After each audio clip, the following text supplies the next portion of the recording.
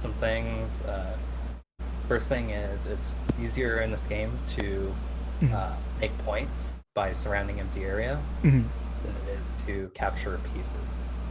One way to look at this is white can invest 3 moves, and it just takes 1 move to run away, and all your progress is for naught because you didn't capture the stone. Right. So empty area doesn't fight back, so usually it's a little bit easier to go for the empty area than it is to capture. So a move like this is looking to build up the right side of the board and try to sketch out surrounding the right side of the board. So Right. that's the first thing.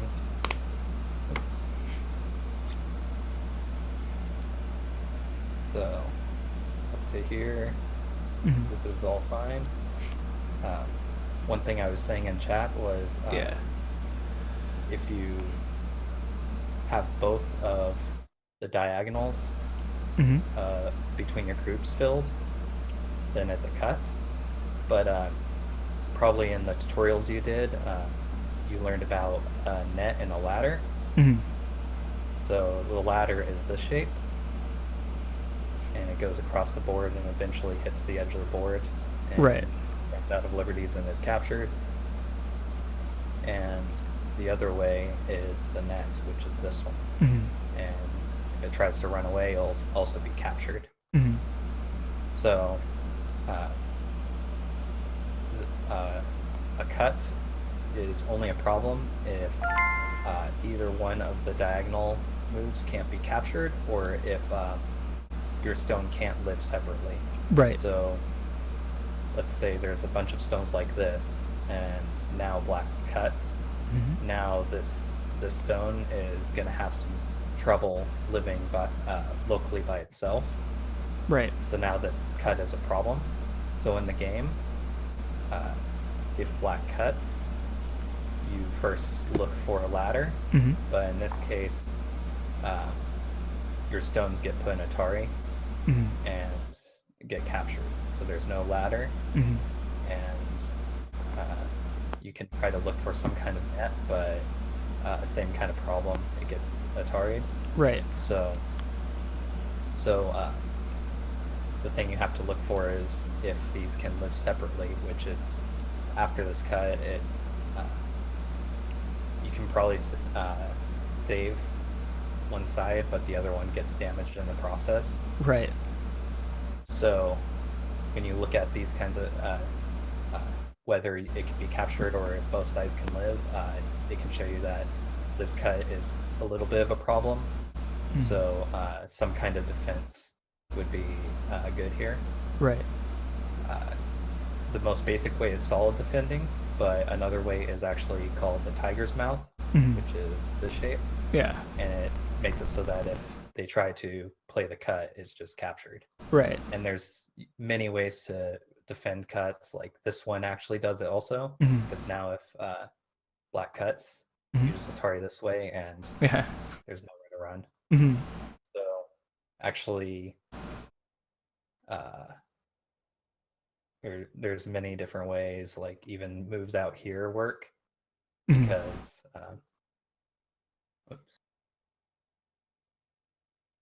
so like a move like this, if cut this way, then it can be captured this way. So it still runs out of liberties. Yeah. So you don't always have to defend a cut by directly connecting. Right. You can also look for moves in that area that can also defend the cut indirectly. And sometimes these indirect moves can be better, like this move. Not only does it protect the cut, but it also starts looking to make that empty area on this side. So some kind of defense like this could be even better than just connecting and defending directly. So after this, that cut was a little bit of a problem. Yeah. But then your opponent is instead of cutting, force you to fix it, which you did it in a good way. There's actually 2 cuts here. Yeah. And this way defends both of them. Yeah. So if you just defend one way, then there's a possibility of cutting this way. And this way, you look at the ladder and nets again, and it turns into this Atari. So black will be able to capture. So there's no ladder, and with a kind of net, this just connects. So your way of defending was actually really good. Thanks. Then you can see black is going for that empty area. So now black is trying to make this corner into territory after trying to make this into territory. So you're starting to fall behind on points because you don't have that much area to potentially make points. So at this point, you have to try to fight back, or you'll just be behind on points. So one thing you can think of is if the game goes normally, where you just try to make whatever points you can in an area, and if you're behind, then that's a sign that you have to try something more than that to try to fight back. So instead of just passively letting them take points, you can start playing things like trying to take away their points. Yeah. And see how that goes.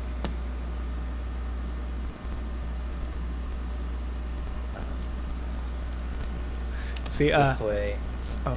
Yeah. I was gonna say, I feel like my thing is, and like obviously this will come with learning, is like, I guess I'm more wary of the moves like away, because like you're definitely right. Like at G7, you know, I could start like contesting the territory he's trying to get. Yeah. But I think like in my head I was just like, oh, but like if I play away, then it's just like a lone stone out there. Like sure I could like build upon it, but like I don't know. I think I just get nervous when I think about that. Well, one thing, instead of making a completely separate group, you can continue on this group, but you have to do it in a way that pushes into your opponent's area. Right. Because moves like this, you're kind of just building what you already have, but you start seeing that the area that black is carving out is starting to become much bigger than the area you're getting, because you're only getting a couple points here and a couple points here. So one way you can look at this is kind of a sector line is what it's called, where you look at the straight lines between the stones. So you basically visualize the stones meeting up and then going to the edge of the board. And so this is kind of the sector line of this group. This is the area it's trying to make. So what you want to do is look at the borders of those sector lines. So like these kinds of areas, the one marked with the triangles, and you want to try to push that sector line as much into your opponent as you can. Right. So I showed a move like this. This is a possible kind of way of playing. It pushes that sector line into the top right a little bit more, and then starts building up your bottom right. Another one I showed was this way, and it's trying to take the top left area for yourself. And if black just gives this up, then you get a big top left, and now that sector line's kind of broken in half. Right.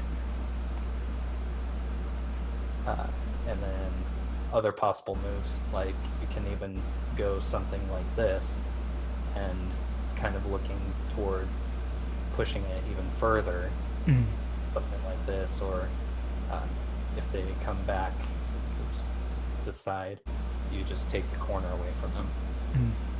And this should be big enough to live inside. One way that you can tell is the empty area on the inside. Right now it's at 6, but usually if it's around 6 to 7, that's usually like the bare minimum for living in the corner. So, like if they block here, then you can see that there's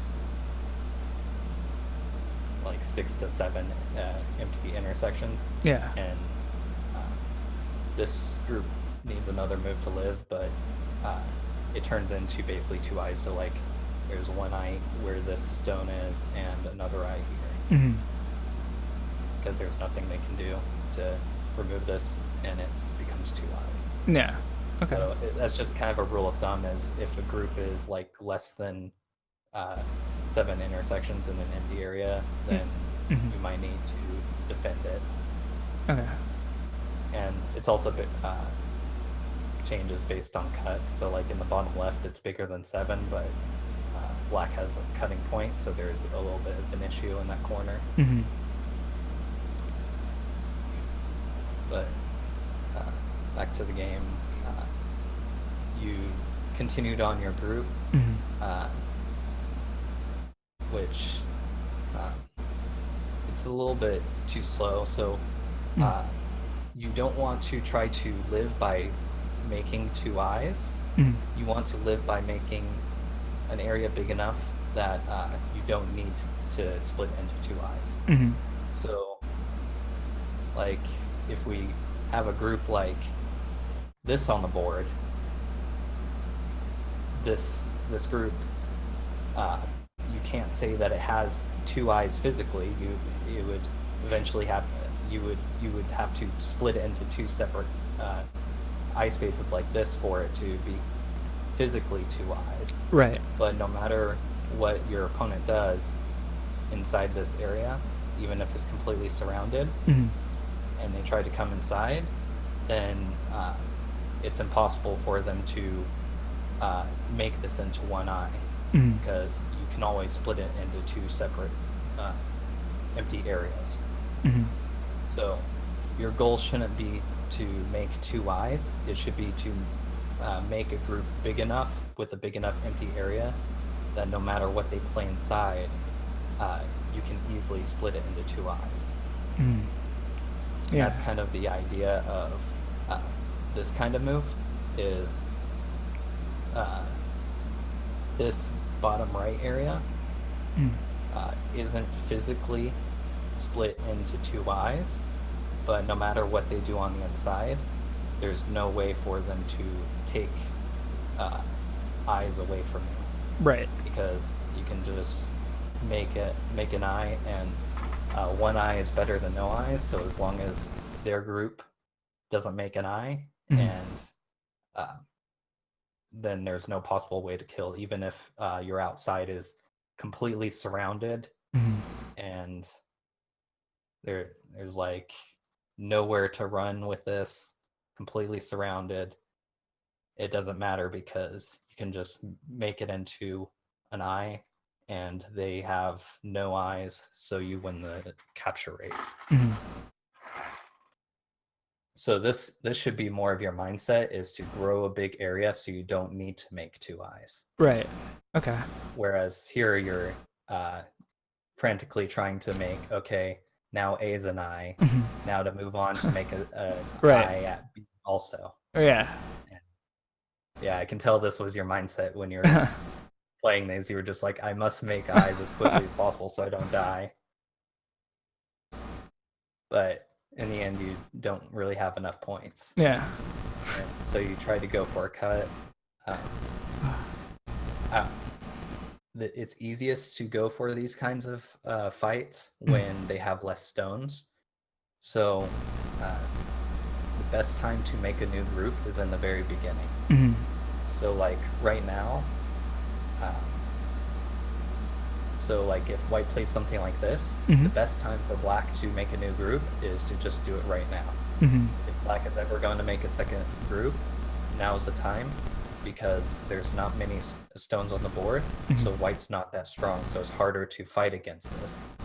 As soon as the board starts filling up, it becomes harder and harder to come inside, and now black is getting a very strong wall with only 1 weakness in it. So now if you just like throw a stone in that area, it's 1 versus 5, and then black's turn. Whereas before, if you do it very early, then it's like locally just 1 versus 1 because the F7 stone is really far away. Right. So the local advantage isn't as big for white. Mm-hmm. When it got to here, this just turns into a kind of ladder. Yeah. So it's just a kind of ladder that just hits the edge of the board. Mm-hmm. So at this point, those stones are actually already Yeah. gone. You can't really save them. So it's not too big of a deal that you played this move because it doesn't change too much. So as you get more experience, you'll learn to use the edge of the board more. So you can actually play here and go further into that area, because if black tries to push and cut, you can use the edge of the board by pushing them to the edge, and then they have nowhere to run. Right. Ooh. Yeah. So this comes with more game experience. That the closer you are to the edge, the safer it is to jump. If you're in the very center, and you have something like this, then you start learning that it might be possible to just outright just attach to it and cut, depending on the situation. Or even like something like this becomes something similar, where they might be able to cut. In this situation, it would just ladder and die. But in a bigger, like full-size 19x19 board, even moves like this in the center can be dangerous and can be cut. Whereas those kinds of moves on the edge of the board, it doesn't really matter where the surrounding stones are, because if you try that on the edge of the board, it just goes to the edge and gets captured, and you rarely see an opponent's piece just hanging out on the first line or second line on the edge of the board over here. So it doesn't really have as much of an effect.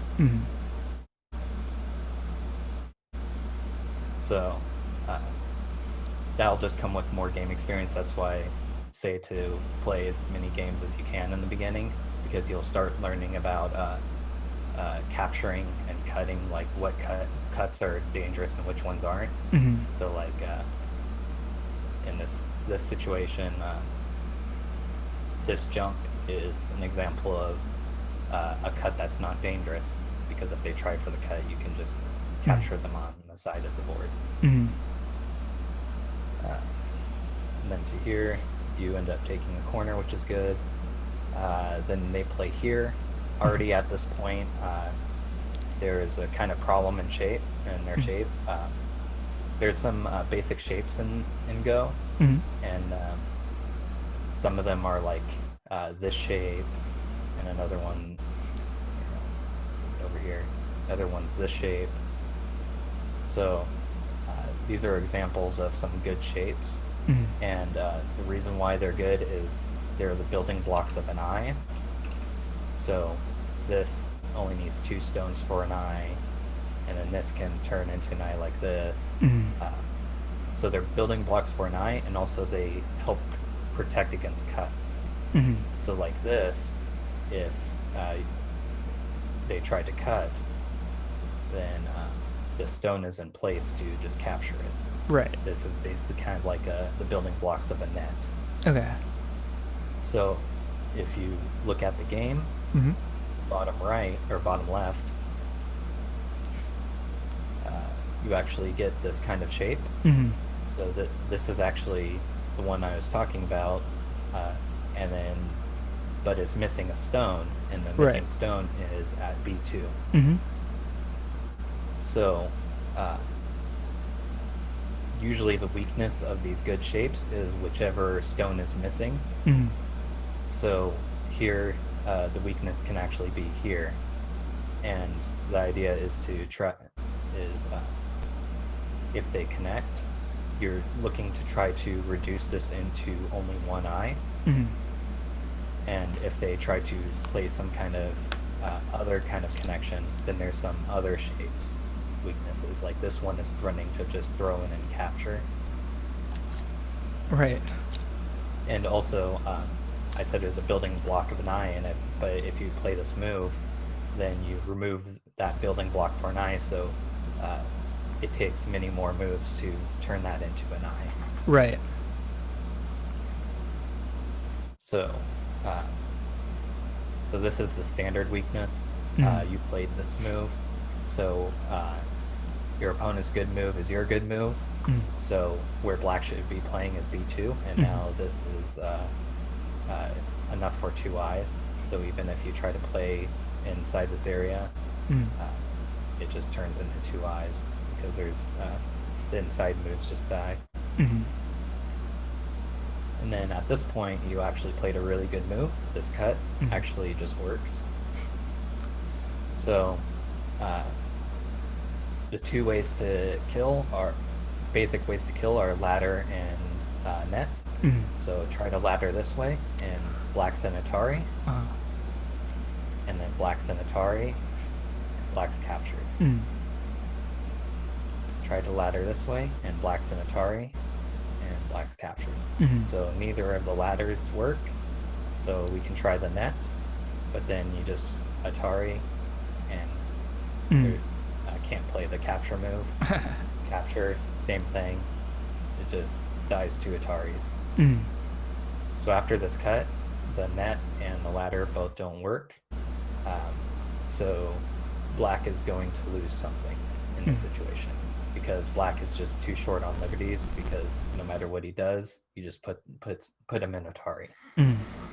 So in the game, black went this way, but then you missed the next move.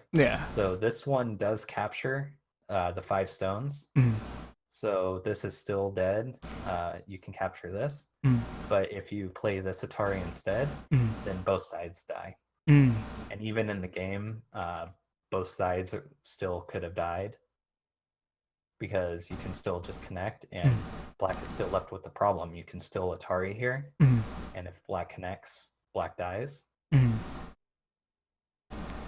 So you might think, okay, black can connect over here, and you can still play here, and if it connects, it just extends it for 1 more move, still an Atari, dead. Right. So it's a 1 move from dying, still 1 move from dying, still 1 move from dying. Right. And you can even play from this direction, and it's basically the same thing. This direction's a little bit better because it guarantees capturing everything. Here, they can just give up the 4 stones. But you played this move instead. So this stone is already in Atari, so even without black playing the game move, this stone immediately dies. So you have to be careful of that on the edge of the board. Right. It takes 3 moves to die. So locally, this move just instantly doesn't work. A little bit better would have been playing from this direction, and it's still threatening to capture the stone. So if black does nothing, you can still capture and make the same shape as if ignored and captured here. So it becomes kind of the same kind of goal, but this turns into a ko. And in this small of a board, there isn't really any ko threats ever. So like no matter what white does, black will just finish the ko. So on this board size, you can't really fight kos too well. Sometimes you can, but very rarely. So it's better to just connect. And here, this move was wasted because these stones are already dead. Right. So you can just capture them in 1 move. So you didn't really need another move over here. So if you wanted to, you could just play over here and just continue making points. because you can look at Black's group, and it only has 1 liberty left at C3 or C1. Sorry, C1. Yeah. But the C3 stones have 3 liberties, and your E4 stones have 2 liberties.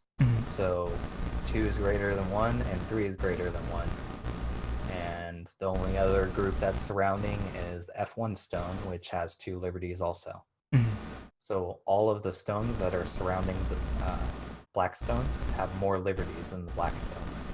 So that means that you're safe. If it was the same number, then whoever placed first could win the fight in most cases. So like here, now it's 1 against 1. So now whoever plays first wins this fight. So if white plays, white can capture these stones. Black plays, black captures these stones. So when the number is even, then whoever plays first wins can win the fight. But if you have more liberties, then you don't need to spend the extra move. Okay. So in this case, you can play away. If you did want to play another move, you can just capture instead of playing this. This actually removes a point because you eventually have to capture anyway. So you actually lost the point at B1. Whereas if you just capture directly, you will eventually have the B1 point. So this is actually a negative 1 point move. So it's actually slightly worse than the pass. And then here you just didn't see that you were an Atari to be captured. So this also just comes from game experience. Just looking at these really weird kind of looking shapes. Just like, what is this group? And it's 1 move from dying. But yeah, it just comes with experience. Just seeing when you're 1 move from being killed, and then having this, basically what happened in this game happened to you like a couple more times. It was really bad. My group disappeared. Ugh. Yeah. So yeah, just keep playing, and this will happen a couple more times, but that's fine. You'll eventually get it. But so the biggest things though is actually the empty area. So trying to go for empty area more than your opponent's pieces. So moves like this, and moves like these, where it's trying to expand your eye space as much as possible. So in this game, there's 2 concepts. One is eye space, and the other is eye shape. So eye space is how big of an area you're threatening to surround to make eyes. So if we go back to this example, jumped back that way.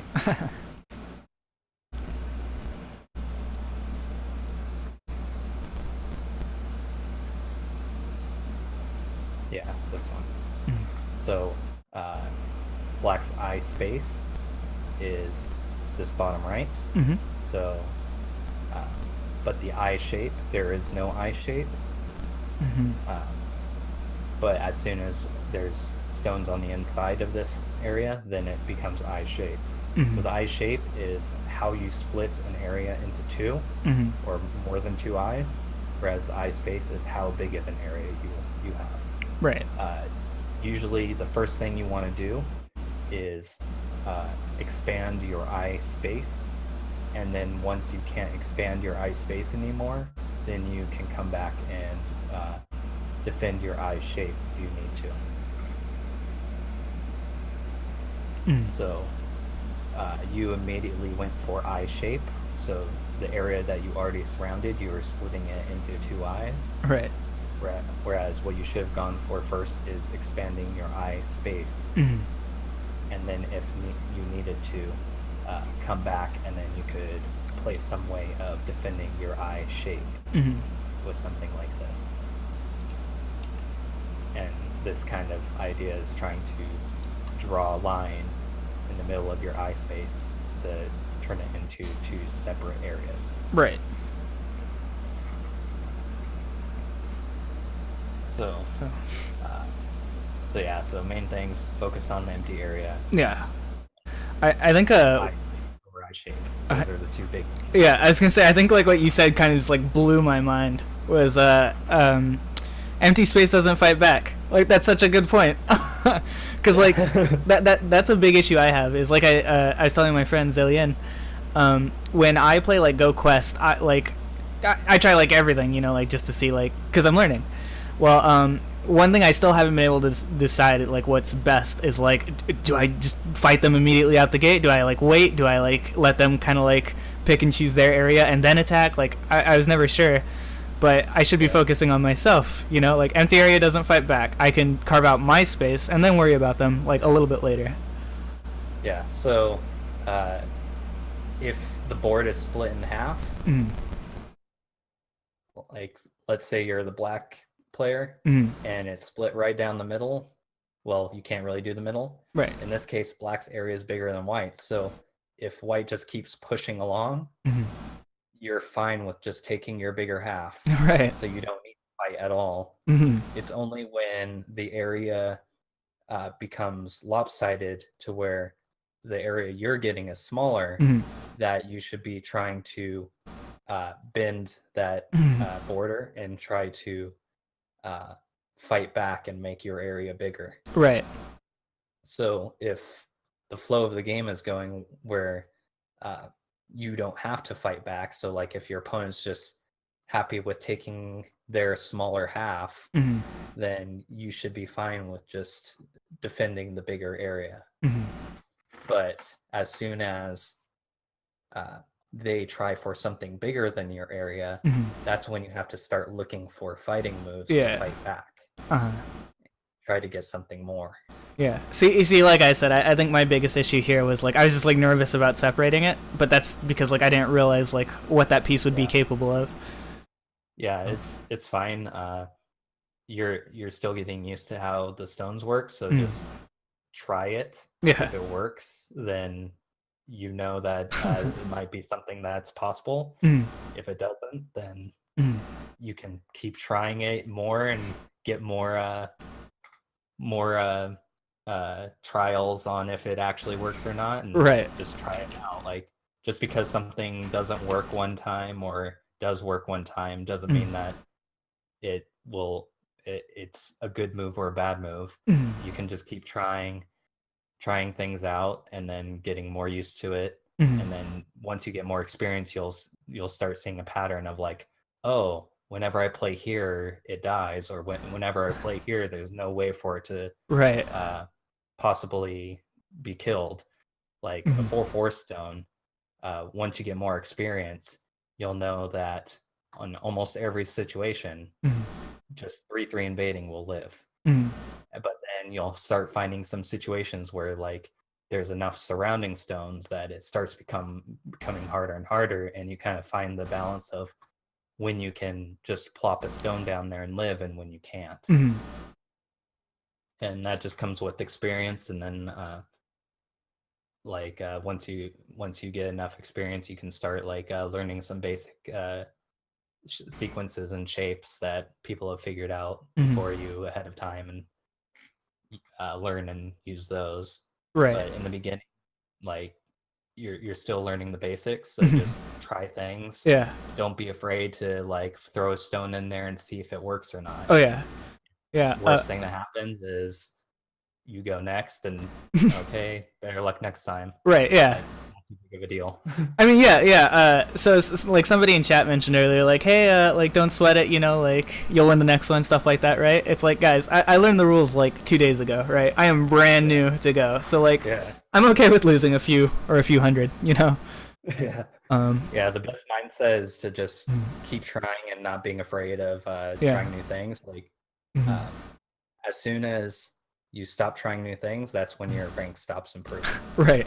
So if you're just content with whatever moves first come to your mind at all times, then you're never going to improve. You have to try something new to see if it works, and that's how you learn if it works or not, and you'll become better because of it. Yeah, and see, like, I was saying to somebody too, you know, my goal isn't to be like the best Go player or whatever, you know, like if that somehow happened, that'd be cool. But you know, my goal is to be better than I am right now, like a month from now, you know, maybe a shorter time depending on like how things go. But you know, I just want to like be slightly better, and of course, like as I do get better, I will like be able to decide like, oh hey, like I'm getting good at this game, maybe I'll like focus more.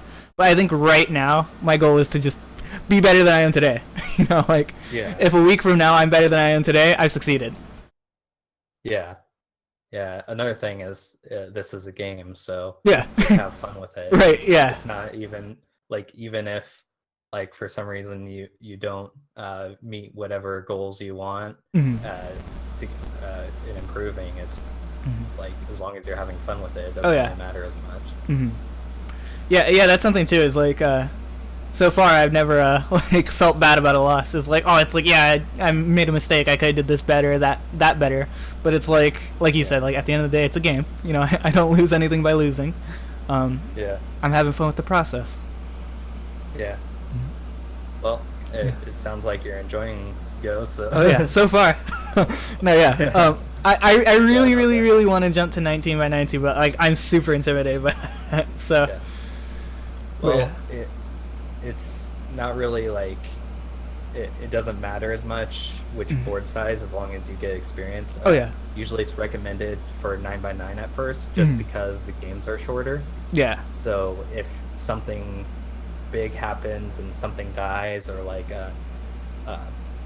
or you get like totally lost, you can go to the next game quicker. Right. Yeah. Like start from the beginning. Like you'll get more experience faster. Actually, when I started, the first 2 months I played, I only played 9x9, and I didn't really care about the full size board. I just wanted to fight and kill things. Right. And I finally, eventually went to 19x19. My opening was non-existent, but I was really good at the local fighting and how to use the edge of the board. So I always just like local fight, won every fight, but then the games just kind of looked like a giant local battle that just spilled over the entire board. Right. Wasn't until later that I actually learned what an opening was. But everyone learns differently. Like I've seen people that are similar to that, where they only learn the game by just fighting nonstop every single game, and everything's like a reading battle. And then others that just almost never play the game and just study nonstop. Right. Like I've run into a person that's like knew all about like the professional Go scene, and like who the players were and like the innovative moves, and then asked them like, oh, how often do you play, or like what's your rank? And they're like, oh, I don't play, I just study. Right. I mean, I could see the appeal in that, but yeah, no, I definitely prefer like hands-on and playing. Yeah. So I was gonna ask, how long have you been playing? About 10 years now, a little over 10 years. Well, and you still remember your first 2 months? I mean, I guess that is a long time, but yeah. Jeez. Yeah. I've actually gone back and looked at some of the games, because I still have my account online, and they have like the archives. Yeah. And I don't understand my moves played. Like I think that there was something wrong with me when I first started playing. Right. Because the moves, like I had some games that it really was just attaching, and then just like stuff like this. Right. Oh man. And like not even seeing anything, just doing nothing but contacting and hanes and ataring and cutting and fight. Like I actually had games that like this kind of shape. It's actually in that game, so I have no idea what it's doing. But I guess eventually it worked out. Yeah. Yeah, I saw you and Zillion talking about your ranks. How far have you come? Let's see. Do you know the ranking system? Sort of. It's like 30 to 1 Kiyu, and then like 1 to 9 Dan, or like 9 to 1 Dan, right? And then so it's 30Q up to 1Q, then 1 Dan amateur up to 7 Dan amateur, then 1 Dan professional up to 9 Dan professional. But the professional ranks are more for titles. Right. Less playing strength, so it's actually kind of like 3 playing strength ranks difference. So you can kind of think of it as 30 plus 7 plus 3, so 40 ranks total. And I'm like somewhere around like, depending on the like server like ranking system, like 35 to 37, somewhere around there, out of 40. Yeah. Not bad. I was gonna say, and 10 years to get there. All right, I have a goal now. No. Well, actually, I got around that rank about maybe 4 years in, wow, like that, and I've been around the same rank ever since. So, but in the beginning, I didn't really study. I didn't even, when I first started playing this game, I didn't know that there was like professional or scene or like any like study done about this game. I just thought it was like any other online game. So at first I just played, and then later I found out, oh wait, people actually like study this game, and there's like set sequences and stuff like that. And I didn't know that in the beginning. Actually, it wasn't until like around 9Q that, like, before that I was just playing for fun and just throwing stones on the board. Right. So, I mean, you saying that you've been at that rank for quite some time, that's telling me that you're not experimenting enough, Robert. Yeah. It's more like I haven't really played much. Oh, that's fair. Yeah. Like life things, I basically got too busy to play too much, so. Understandable. But, yeah. But I know what my problems are, and it's basically not playing enough. Yeah. Like, I've been told that I have really good game knowledge, but they don't understand why I'm so bad. I was actually told that by a professional as, you know everything, but why are you so bad at this game? And I'm just like, but I'm like 5 Dan. I thought I was pretty decent. Yeah. But yeah, everyone takes a different path. Some take longer than others. Some take some very interesting paths. I don't recommend my path to anyone, but there's better paths than the one I took. But yeah, there's many ways to reach the same destination. Oh yeah. As long as you're having fun with it, you'll eventually get there. For sure. So I was gonna bring up though, you had the time to like teach. I mean, I know we haven't been here like long, but like 45 minutes, that's enough time for like a game, right? Or I don't know, like how long do 19 by 19s generally last? Depends on the time setting. If it's like really quick blitz, you can get it done in like 15-20 minutes, but longer time settings, like a normal club game usually lasts like 40 minutes to an hour or something like that. Because yeah, I was gonna say, I mean, I could see you still getting in online like games is usually a little bit shorter. Online games usually like you can get done in like probably about 15 minutes to like 40 minutes, something like that. Yeah. Okay. The game.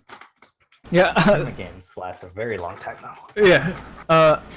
I feel really bad. I was watching somebody here on Twitch the other day. His name has Boy in it. BOI. I'm sure you know.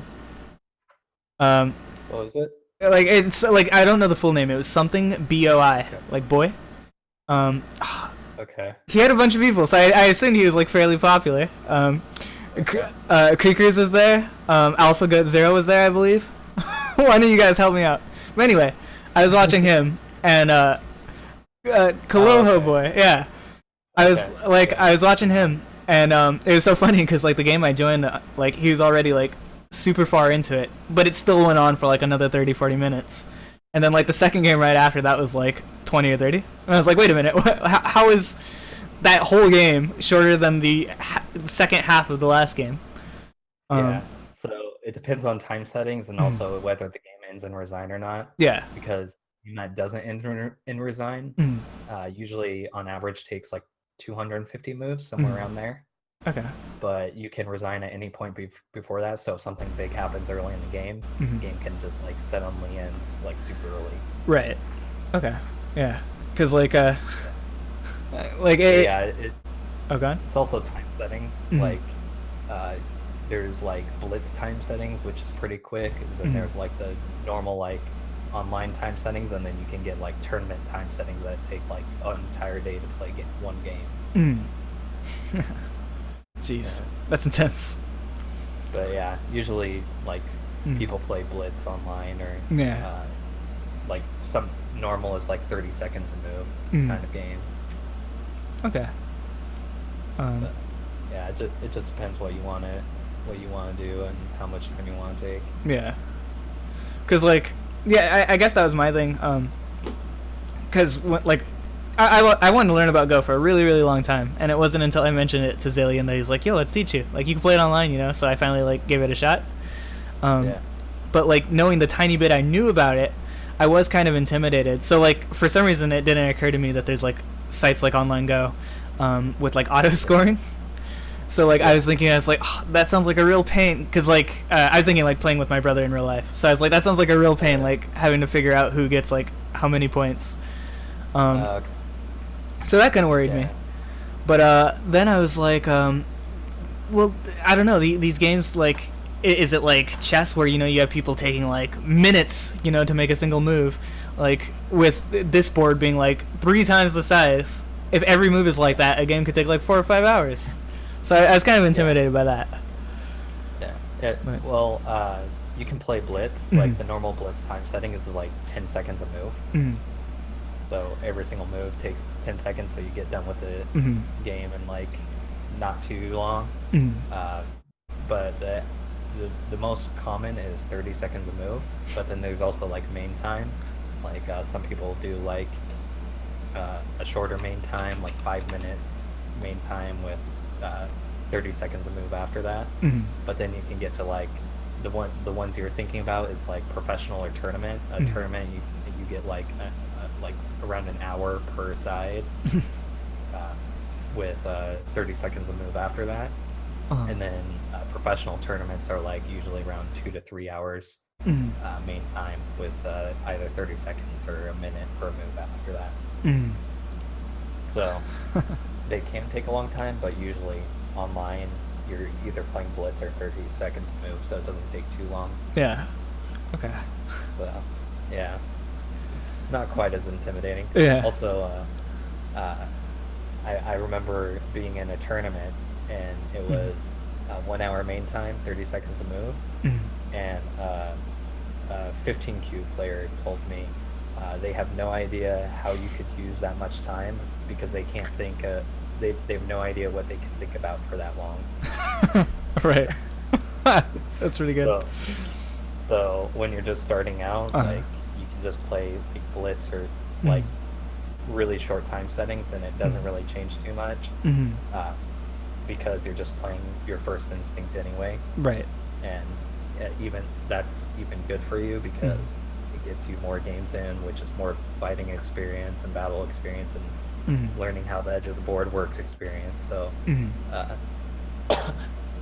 so it's actually good for you to play a little bit shorter and not really dwell.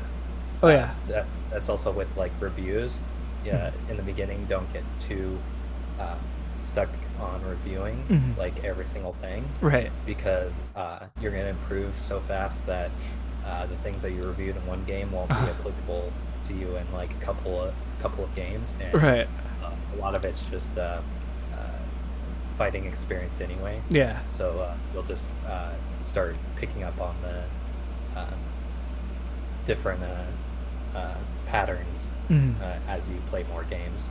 So it's actually in the beginning better to just play as many games as you can, and if you do a review, you just like go over like 1 or 2 quick things, and then go on to the next game. It's like the most time efficient. Yeah, that was something I noticed. Gotta read his name again. Kaloho Boy. That was something I noticed him do. Is like after both of his games, he would do a quick little like 2 big moments like review sort of thing. So instead of like doing something like we did, where we like start from the beginning and went through like everything, what he would do is like, okay, like this was like a tipping point, so he could like I could have did this, he could have did this, okay, and then like he would fast forward. All right, here was another tipping point. I could have did this, he could have did this, and that was pretty cool to see. I could definitely see that being useful too as like I get better. I feel like right now I can't even recognize those moments yet. Yeah. Well, I pointed out a little bit in this game, like the bigger ones I was talking about was going for the area and then expanding your eye space instead of your eye doing the eye shape, and then the other tipping point was in this corner. There was, I did point out some of that, but I was more trying to get you the general idea of the basics, since I don't think anyone's ever really explained a lot of them to you. Like when you transition to 19 by 19, there's a whole spiel that I can do about like third line versus fourth line from the edge of the board, and why the corner is more important than the side and center. Actually, I can even do the corner side center thing on 9 by 9. I mean, I mean, like, are you like ready to wrap up, or I'd be interested in going over that if you're free and have time. Well, I can show you the corner side center really quickly. Okay. Simple why. Because I was gonna say like I think I get the logic, but you explain things really well. So this is 4 points in the center. So it takes 2, 4, 6, 8 stones. Here is 4 points on the side. It takes 2, 4, 6 stones. This is 4 points in the corner. This takes 4 stones. So making 4 points in the corner took half the moves of making it in the center. So that's one reason. Another is if you think of yourself, so think of the edge of the board as kind of a wall. If you're in a fist fight with a group of people, you don't want to be in the center of the room fighting off from all directions. You want to have your back up against a corner or the side or the wall, so that you only defend from what's in front of you. So that's similar. If you're in the very center of the board, then you can be attacked from any direction. Whereas if you're closer to the edge of the board, the edge of the board is protecting you. So it's harder to come from the edge of the board. So you only have to defend from 2 sides if you're in the corner. And if you're on the side, you only have to defend from 3 sides. So it's easier to defend a corner area than it is to defend a side area, and easier to defend a side than a center area. And also takes less moves. So that's why playing in the corners is usually, well, it is more efficient than playing on the side, and the side is more important than the center. So usually on a full size board, it's hard to see on the 9 by 9, but a game usually starts with something like this, where each player plays a move in each corner, and then from those corners you expand from those corners or approach your opponent's corners, things like that. I can even do the third and fourth line on here. So usually in the beginning, stones are played on the third and fourth line from the edge. So it doesn't matter which edge. It's third or fourth line from any edge of the board. And this is because if you play too close to the edge, you're not making any points with your moves. So like first line, you're not making any points. Second line, you're making 1 point at a time. Third line, so the further from the edge, the more points you're making per move. So like over here, you're making even more. But it comes to a point where you play too high, and it becomes really easy for your opponent to come in. So if you play on fifth line, and your opponent plays the fourth line, or the third line, then they're making the points, and it's not you making points. And this tipping point is the third and fourth line. So the third line, it becomes really hard to come underneath, where the fourth line it's possible to come underneath, but they become pressed down and make very few points. So it's not as bad. So usually moves are played on the third and fourth line from the edge, which is why on a bigger board you see combination of this concept and the corner side center concept. You see the first move in the corner, third or fourth line from the edge. So this is 4 from this side and 4 from this other side. Right.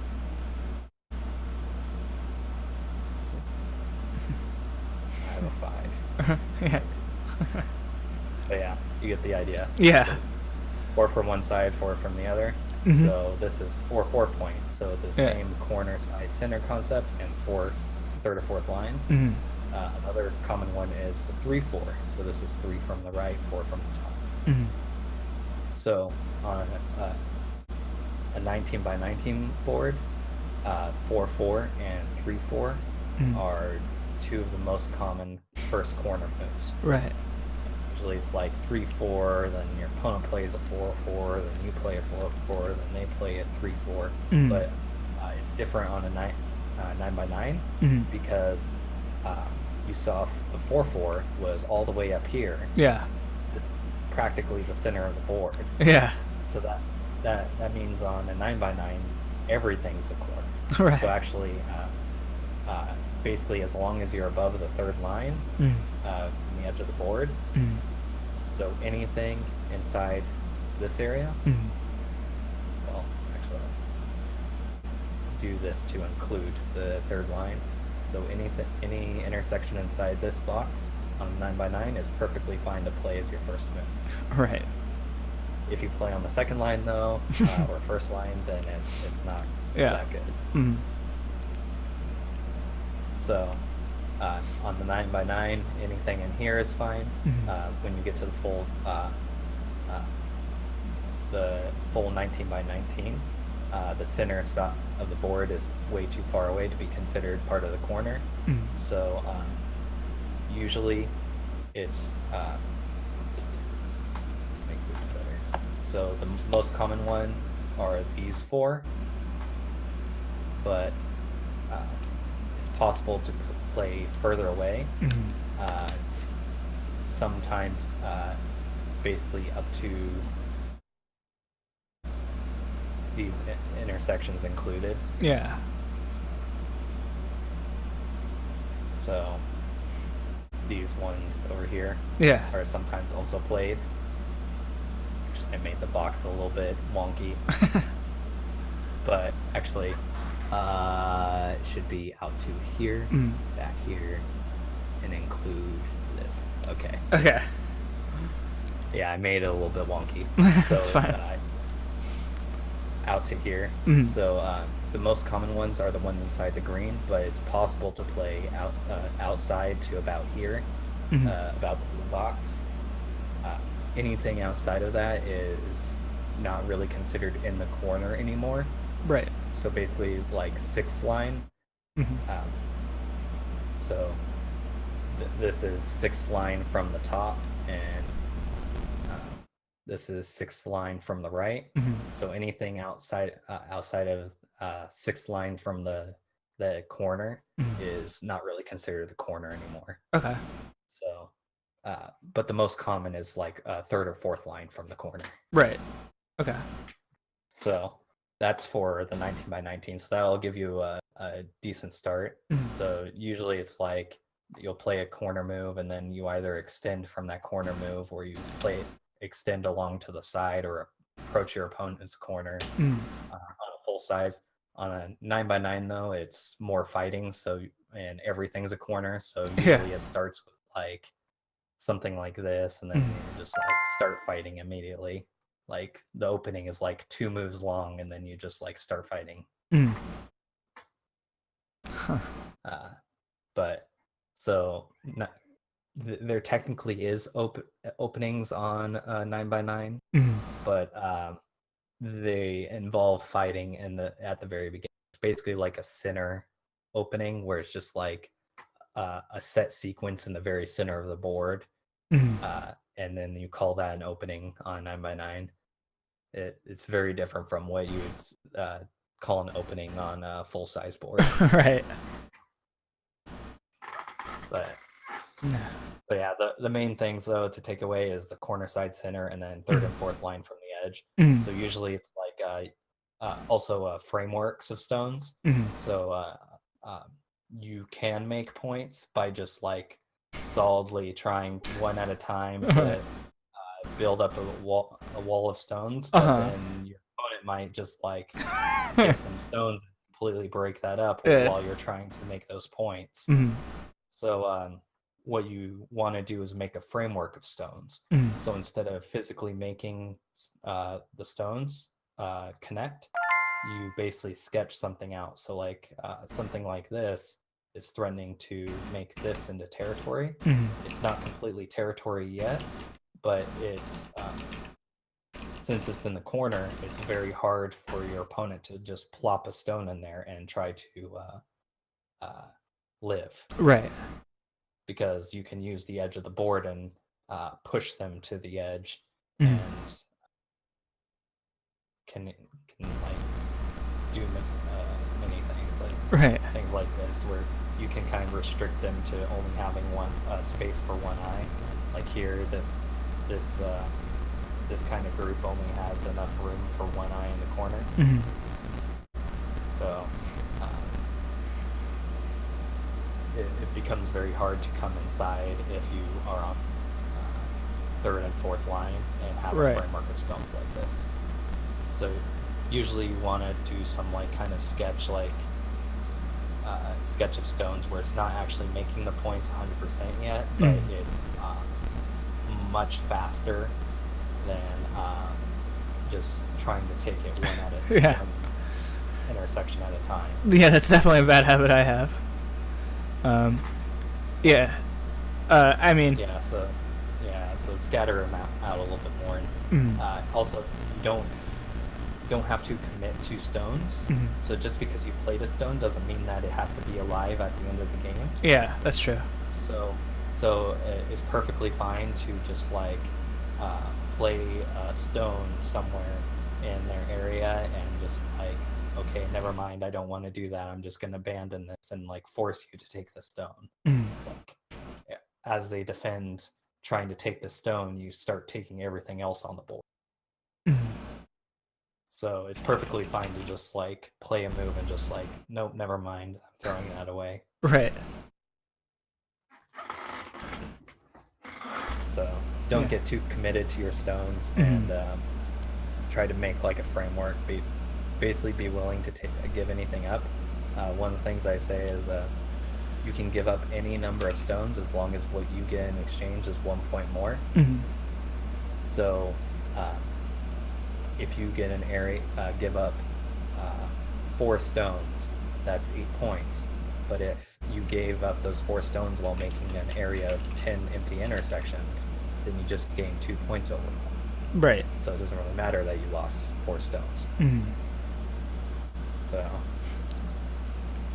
don't get too attached to your stones, and try to spread them out a little bit more.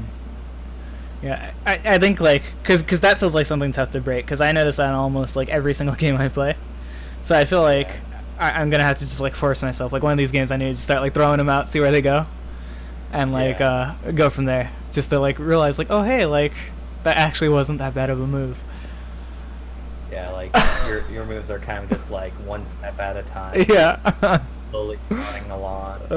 Whereas like your opponent's just like, okay, I sketched out this area, so now I'm gonna jump over here. Yeah. Ugh. You're just like trotting along. It's like, no, I want this big area now. Right. Just like doing these big sketches, and you're just like one step at a time, one step at a time. I mean, watching it back like this, it kind of hurts. But yeah, it's something like, because I have kind of like tried both, but like I don't know why. I don't know why this feels so like safe to me.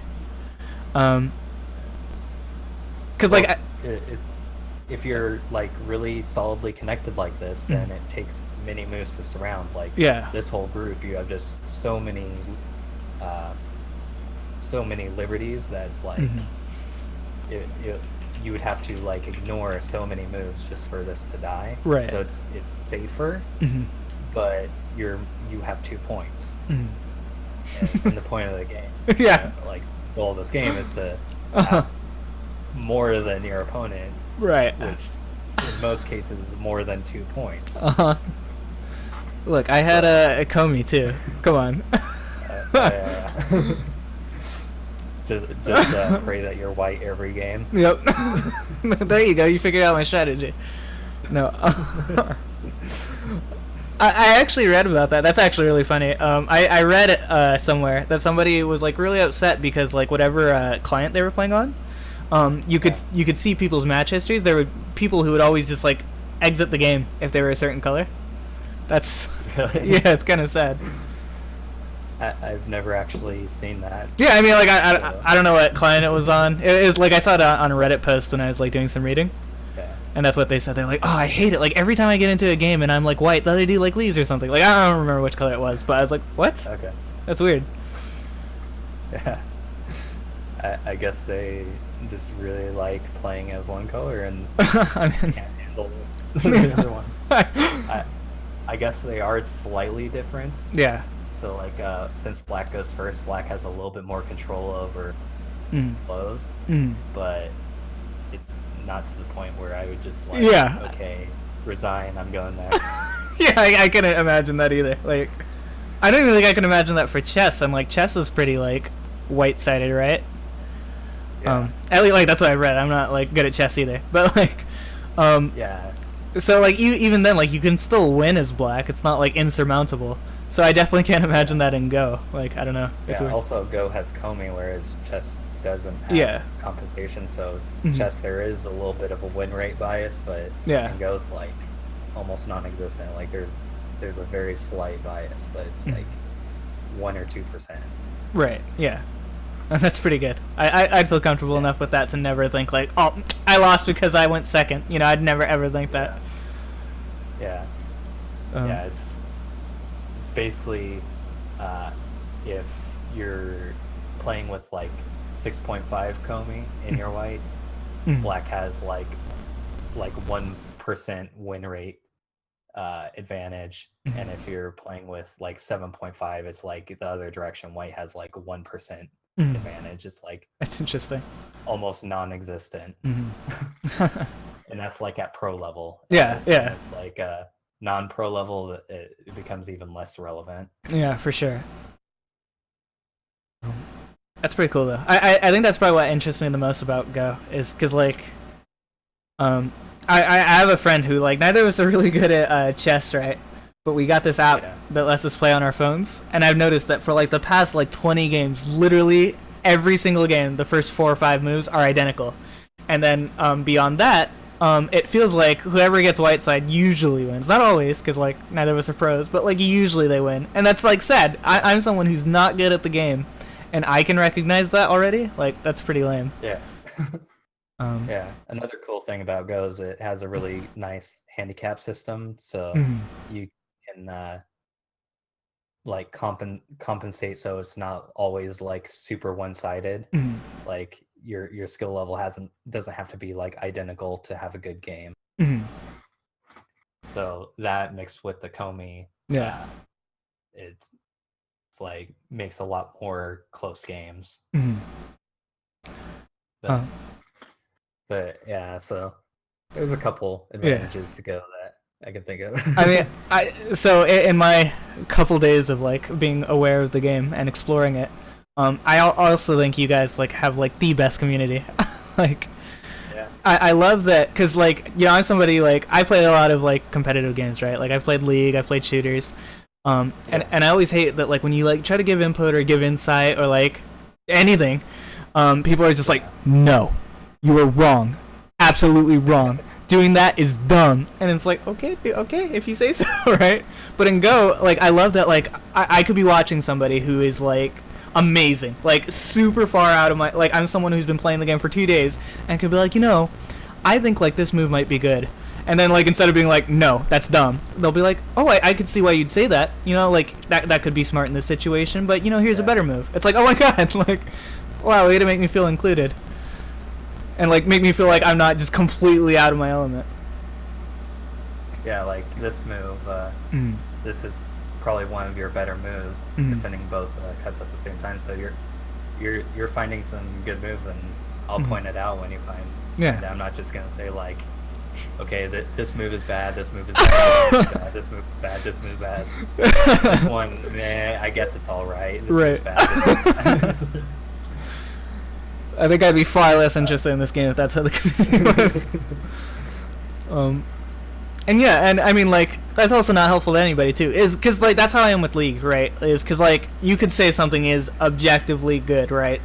But, like, I think you're not giving the other person credit when, like, you say that, because, like, there's so many moving parts in that game. So, like, to me, it's like, well, maybe they were thinking about this situation, or that situation. They weren't thinking about just the one thing that happened. And that's what Go is, right? Is like, because I could say, like, oh, what happens if I play at F5, or what happens if I play at B7, or at F2, a million different things could happen on the board, right? Yeah. So, like, and then, too, you can't predict what the other person's going to do. So, like, I could say, all right, I could play at F5, and then maybe my opponent will go, like, and I'm just throwing out random stuff, but, like, maybe my opponent will go, like, E7 or, like, G5, anything's possible, and then they go B2, and it's like, wait, we didn't account for that, and that's something I love. Like, that's so interesting to me. Yeah, it's very rare that there's one, like, the best move on the board. There's usually, like, a couple different choices. And even then, it's like, you can find the right area, but you don't know which exact move in that area is the best out of them, kind of thing. So, like, it's not as, like, cut and dry as other games, where it's just like, in this situation, this is 100% the best move. Right. Like, even like, I don't know if you heard of AlphaGo. Like, yes, it has a teaching tool. It has a teaching tool that basically has openings, and, like, the difference between, like, 5 different moves in the opening is like 0.1%, and it says that to play all of them in that situation. So it's like, in the opening, there can be, like, 5 different choices, and they're all equally as good, or pretty much equally as good. Right. And it's basically just like, what's your style? What do you feel like playing? Yeah. And can't really just say that, like, this is the best move ever, like, unless it's, like, something, like, super simple, like, well, your stones are going to die in one move. Right. So I would really suggest that you not let them die. Right, yeah, that's fair. There are situations like that, but it's like, it's not as I don't think it's as common as other games would have that kind of situation. Yeah, what Creekers brought up, so I actually watched the AlphaGo documentary, and Creekers says that AlphaGo also showed us that moves we thought were really bad before are actually playable. Oh yeah. That's something I thought was super interesting, because like I said, I watched that documentary, and one point I really like someone make is that, like, with humans, like, we have experience to draw from, and generally, like, we're able to, like, look at the board state and, like, figure out, like, a few good moves, like a handful. Yeah. Like, and that's generally, obviously, like, skill levels can change that amount, but with AlphaGo, they were talking about how this AI could potentially be playing a move that seems completely, like, unnoticeable. Like, just, like, you have no idea what's coming, and then 10, 20, 30 moves later, it could be, like, it could have been the game-winning move. And that's, like, really fascinating to me. Yeah, I've studied some of the games, and there's some situations like that where there'll be, like, 2 moves on the board that don't really, they're kind of just, they have a kind of shape and relation, but it's not really obvious, like, how exactly that relation is going to work. Then all of a sudden, like, the opponent tries to poke through, poke through the shape, then all of a sudden just like they just like end up working perfectly together, kind of thing. Yeah. So it's really good at making like these really vague, just like frameworks, and Yeah. then as soon as they get come under attack, it just like turns into a perfect shape. That's pretty cool. Yeah, and it's also it's kind of opposite of what you'd think a computer would be, to where when the AI computers first started coming out, their weakness was actually fighting and reading, and in-game counting, which is basically like raw calculation of points. It's like what you would think a computer would be amazing at. It was actually worse in those parts of the game than direction of play and like intuition, like uh, uh, basically taking a worse local result but getting a better global result. It Right. was like really good at that, where it's just like it gave up like 4 points locally compared to what a human would do. Then all of a sudden, giving up that locally got a couple extra stones on the outside, which made like 10 points in the middle somehow. Yeah. So yeah, it's like it was very strange when they first started coming out, because it was like it it was like more intuition and shape and direction based than raw just calculating of like what's the best local fighting move, which is like very different than what a computer and like chess computers or something would do. For sure. Um, so actually, that's something I haven't read about. I've heard the term a lot. What is direction of play usually referring to? Because I have like two assumptions, but I don't know which is like more accurate. Direction of play is kind of it's the whole board thinking. So it's basically whole board thinking mixed with where the stone uh, identifying where the stones want to go next. Okay. So like this is a normal corner enclosure. It's going to be a little bit hard to illustrate on this size board, but basically imagine that the top and the left are more open Yeah. than this. There's like no edge of the board.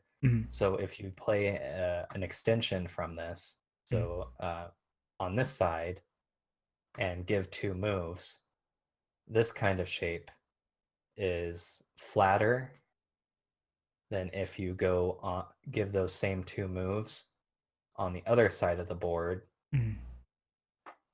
So it's that versus change colors to this, then this shape. So the bottom is kind of flat like a plate, whereas the right is deeper like a bowl. Right. So more potential points on the right than there is on the bottom. So direction of play is kind of identifying where they want to extend. So this corner enclosure wants to extend on the right side, not the bottom. Right. So it's identifying things like this. It's also looking at kind of the global board position. So walls like extensions. So like if there's like a kind of wall like this happening, it's knowing to extend. And also like if you're getting a lot of center influence, that like center stones, then that means that it's easier to make points in the center. So that means that you can give up side points on the other side to build up a big center / side area.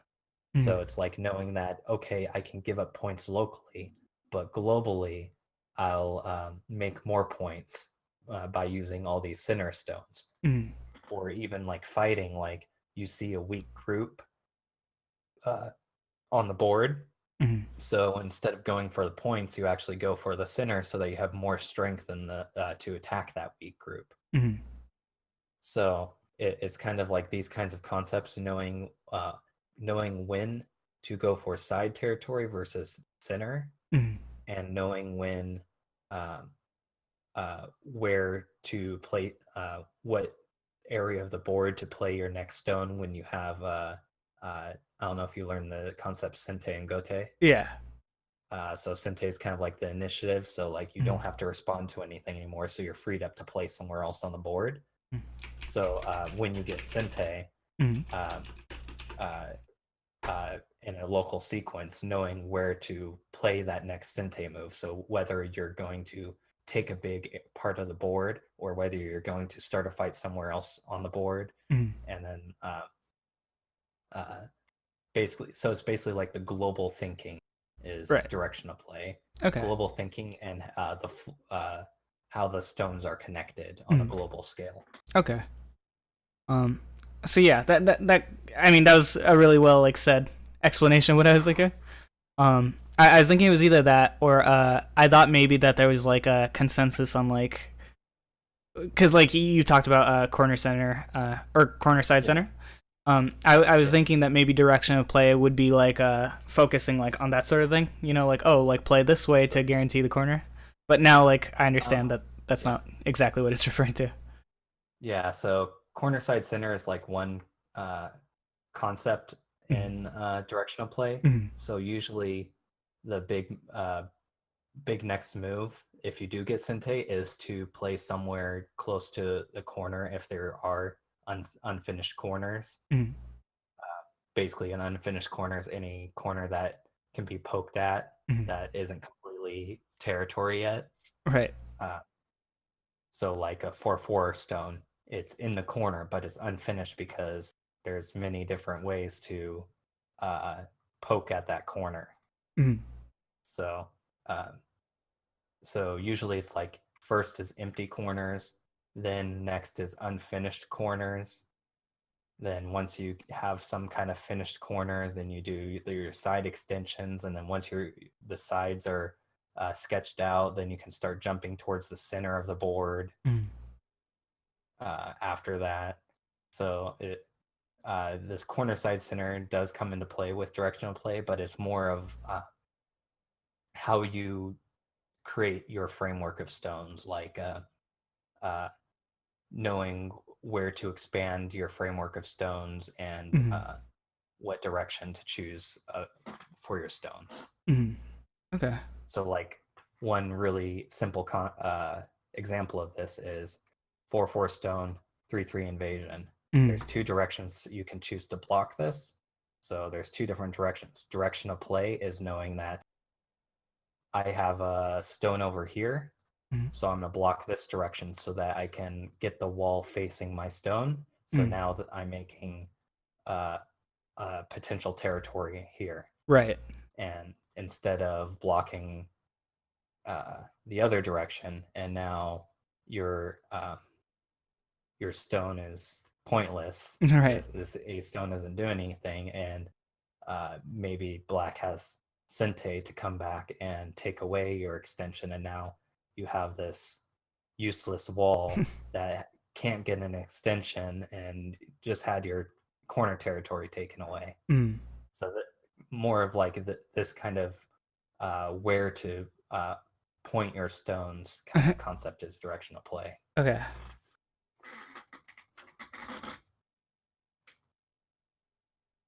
So there's a lot of different concepts. So like that's one aspect.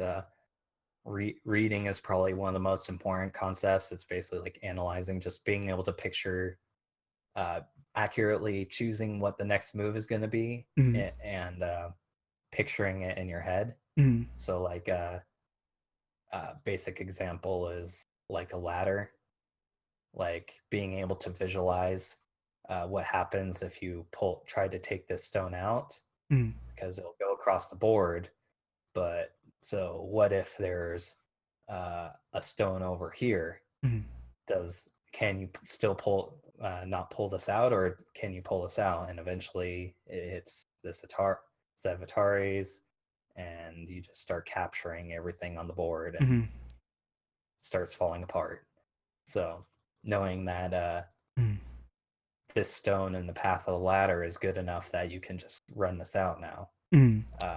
That's one of the basic examples of reading, but it can happen like any shape. It's just being able to visualize what's going to happen next accurately, right? And base your decision off that. Usually the minimum is 2 moves. Mm-hmm. So what move you want to play and what you expect their response to be.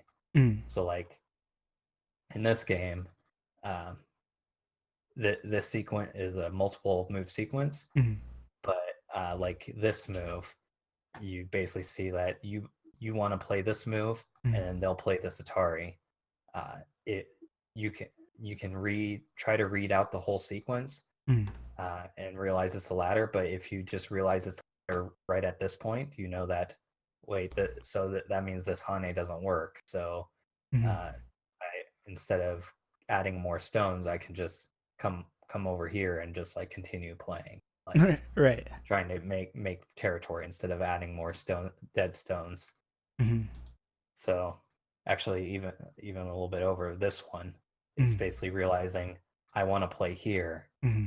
but then they capture. Yeah. Like this 2 move sequence is like the minimum that you should. Yeah. Oh, this will be a capture. Uh. So the minimum for every move is thinking where I want to play and where I think they'll respond, and then judgment based on that, Mm. uh, whether you like that move or not. Right. As you get more experience, you'll be able to do longer sequences. Mm-hmm. Like in a tournament game, I might read out like in like a fight situation, I might read like maybe like 5 to 8 15 move sequences Mm-hmm. before playing my move, Mm-hmm. uh, depending on the situation.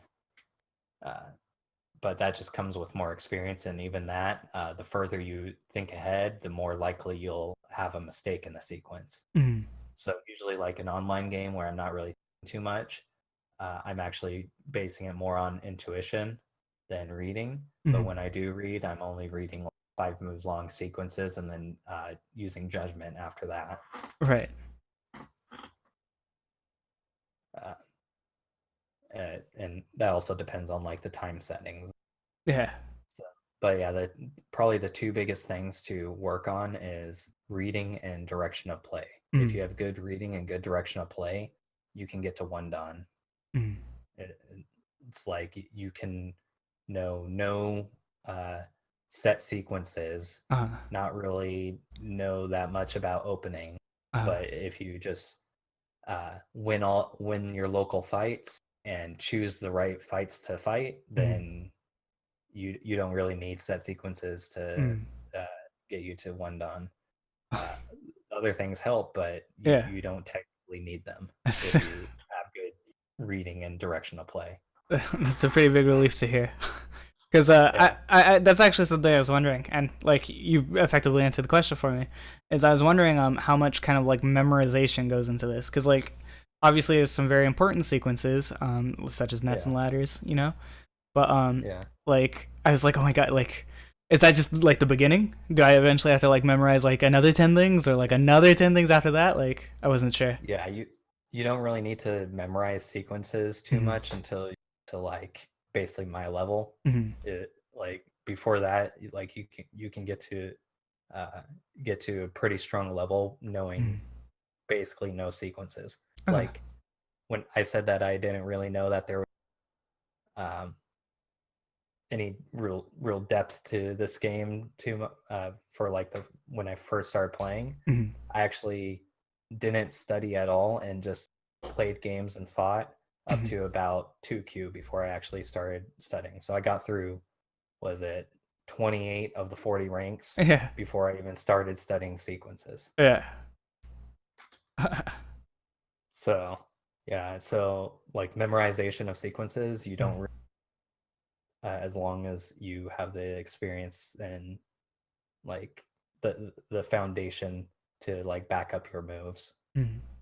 Like there's set sequences, but uh, like once you get stronger, you like start reinventing the sequences where you're like, I Yeah. don't. So you just play a sequence, and then later you look it up in a dictionary, and it's like, oh, this is like one of the actual choices, Mm-hmm. and that happens all the time. There's in this game, if you try to learn all the set sequences, you'll die of old. because if you want to go through all the set sequences that have ever been played, there's like tens of thousands of them. Yeah. So there's no way to memorize them all. So better to just get like a solid foundation of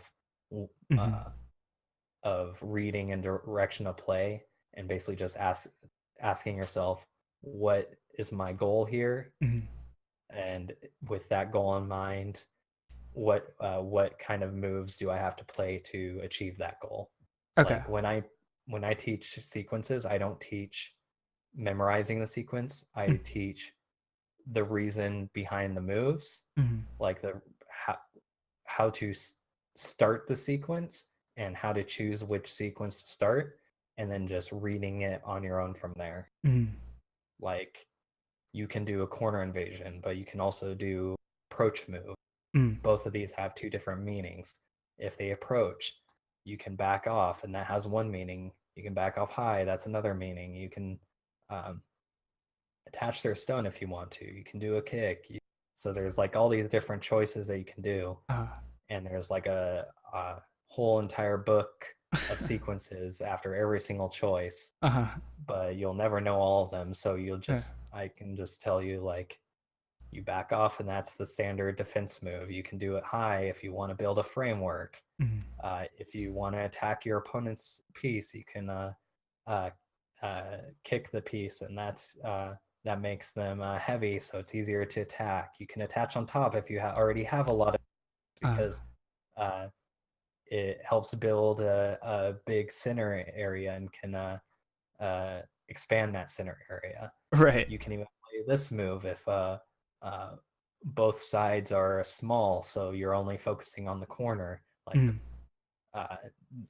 my explanations might not mean anything to you right now, but like if you know that this move means this, then as long as you still have that goal in mind, you won't really go wrong. Like if you know that this move is to get center area, you won't just like play this move and then be like, never mind, I want the side. Right. Like this would never happen if you know that the reason behind this move.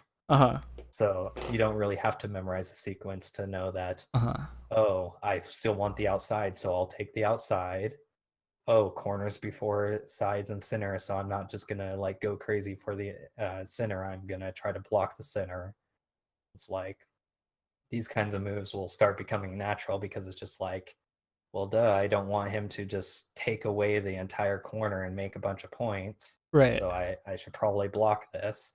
And I don't want to just like go for the side all of a sudden, because now I'm just gonna lose everything and just get like a couple side points. Right. These moves won't happen. So I'm more a fan of that, of teaching like the reason behind beginning the sequence and what you want to go for, instead of just saying like, okay, this is one standard sequence. Memorize this. Right. This the next standard sequence. Memorize this. I couldn't even imagine that either. Like, what a way to turn someone off the game. Yeah. It's like, okay, you learn that sequence. Now you must learn this is the next standard sequence. And then too, I would love to see like, okay, all right, I feel confident. I think I've memorized that sequence, and then they play one stone out of sequence. Oh God, what do I do? I'm ruined. You'll get to this, and then it'll cut, and you'll be like, okay, now I have no idea what to do, so I'll just, I guess I resign. No. Yeah, I'll just play here. I don't know what to do, so I'll just click here. Right. Jeez. But yeah. So lots of information to take in. I absolutely think I'm gonna probably rewatch this VOD like 2 or 3 times. Maybe take some notes, because some things like we went through a little quick, but I think for the most part I got like the important bits. Yeah. And thank you so much for your time, Robert. Like, this has been awesome. So you said you don't stream much anymore. Like, what are you up to then? Like, do you just kind of like hang out on Twitch while you like do work, or? Yeah. So I actually, one of the reasons I hadn't played too much anymore is I actually joined the military for a while, Ooh. and I'm done with that contract, so I'm going back to school. Makes sense. So Yeah. between those two things, basically I haven't had too much time for the last like 4 or 5 years. Oh, for sure. Yeah. I mean, yeah, makes sense. Well, the reason I ask is because like I was curious. I'm like, how often can I expect to like how often can I expect to like see you around? You know? uh, I'm usually on Twitch pretty often. Okay. I like my desk. I have two monitors, so I usually throw Twitch on one and Yeah. do work on the other. Yeah, I'm the same way. Yeah. Yeah. Um, So I'm usually on here pretty often, but okay. yeah. So you'll probably see me around That's good. quite a bit. Yeah, because I was gonna say, so like again, I think I got like the broad strokes. Then I'll probably, like I said, like take some notes. But yeah, I was hoping like if I had any follow up questions, like obviously I could ask most people here, because like I said, it's an awesome community, lots of smart people. But just in case, you know, like if there's something I felt like I needed you to answer, I was like worried, like what if this is it, you know? No, you'll see me around. Okay. But yeah, right now though it's just mostly just getting games in, and then some of the things I'll talk about will start making more sense the more you play. Like there's a famous book, Lessons on the Fundamentals of Go, and I've read that book 3 times and at 3 different ranks, and every single time I read it, I learned something new. Right. Yeah. Like something different from the last time I read it, and it's completely new to me. That's like, awesome. Even somewhat recently, like when I got to around my current rank, I read it and was like, oh, that makes sense. Like there is just like a simple way of like explaining something that I didn't really think of it that way before. Yeah. So even like even like really basic sounding information, you can still learn something new from it. So like yeah, I'm sure you'll learn these kinds of ideas more and more. It's like a lifelong process. You'll never like be 100% perfect. Like even the top players in the world are constantly reviewing their games in study rooms. And then, as I said too, that was never my goal. So like I'm fine with that. Like I acknowledge and accept that. See, I do almost wish that I could play myself, because like I said, that would be my goal. It's just like, so once a month, play myself. All right, I won. Like present me one. I'm improving, you know. But yeah, that's one thing you can do is since you're streaming on Twitch, you can go back to your VODs in like a month and then laugh at your own moves and be like, I didn't even see an Atari on 8 Stones on the world. Like, how did I not spot that this was Atari? Right. Like, actually, even like in a week of playing, you'll probably be like looking at the VOD of this and being like, how did I not see that? I'm not gonna lie. Going over it in review 10 minutes later, I was like, how did I not see that? So I totally feel it. Yeah. Yeah. Well, any questions before you go next? No, I think we covered everything. So like, I think at this point, like I just have to play. Like I think any further questions would come from play. Yeah. And most of the questions I have now would probably be answered from play. So I think you definitely helped me out with a lot of the fundamentals. All right. Deeply appreciate your time, Robert. Yeah, no problem. I guess I'll go back to semi-lurking and give any advice while I'm still on. All right. Sounds good. All right. See you in chat. Yeah, later.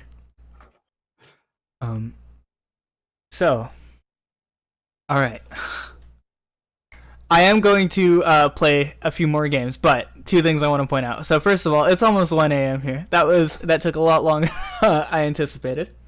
I would like to thank Pseudocalm, Jux989, Creakers, and Lingue Dia Ladola, I think, something like that.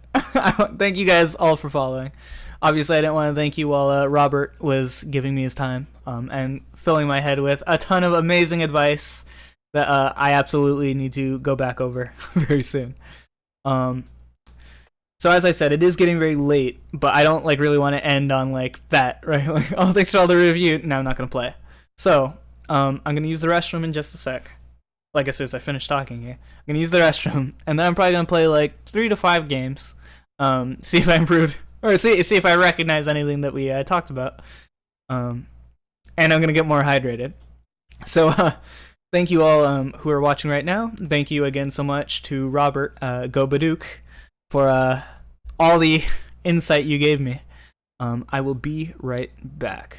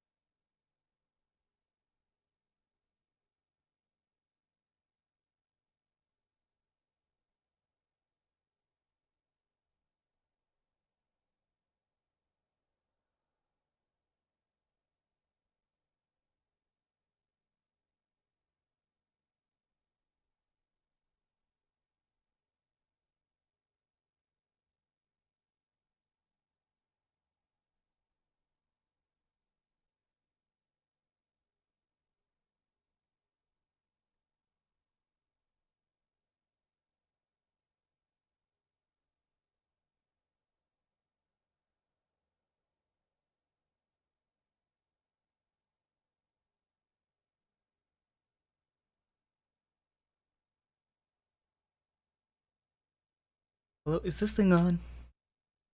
Oops, I almost clicked the wrong thing. All right. So I'm back. All right, let's hop into it. I'm ready to lose some games. See, I don't know. I don't know why. If anything, Go is gonna help me with my ego, cause I know I'm bad. I'm brand new. Let's change it to still learning smiley face. Oops, with a heart.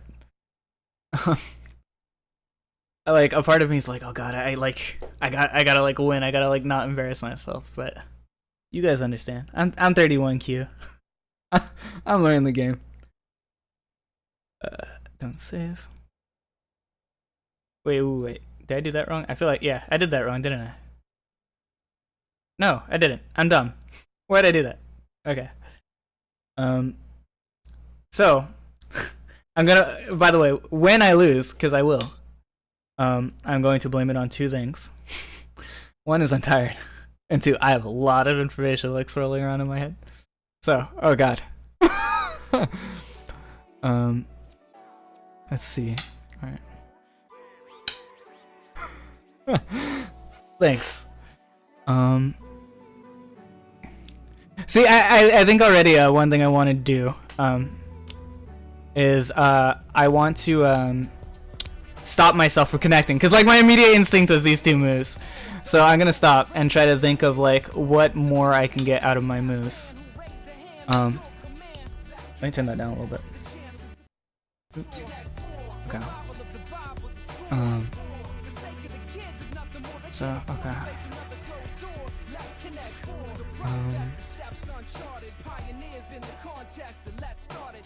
Try this.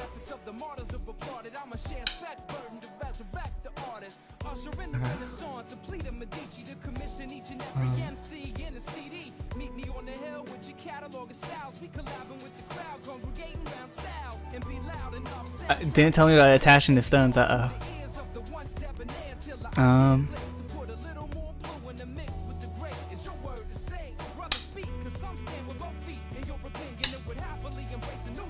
Okay.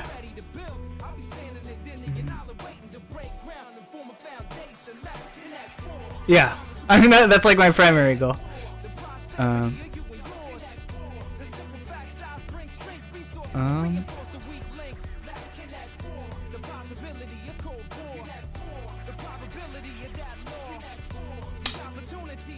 Song singing about Connect 4 and I'm playing Go. Hello, Andon.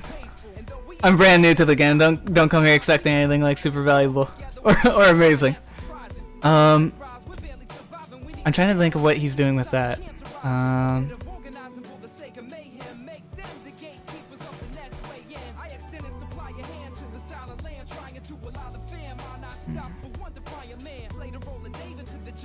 So I am seriously going to blame this on being tired. I feel like spacey. Okay. I'm doing pretty good. How are you? Ooh.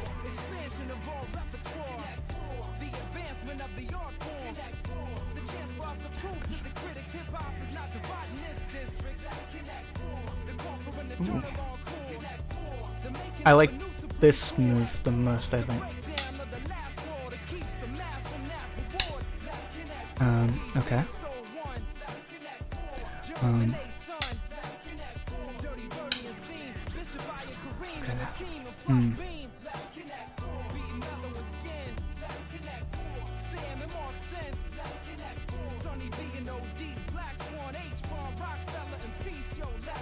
See, it sucks because like I'm thinking about so many things while also trying to like internalize them.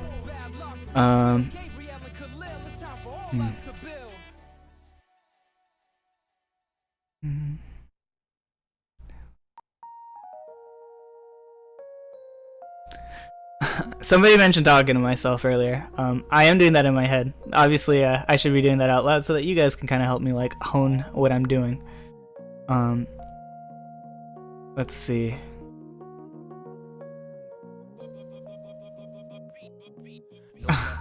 Oh god. I'm losing a lot of time.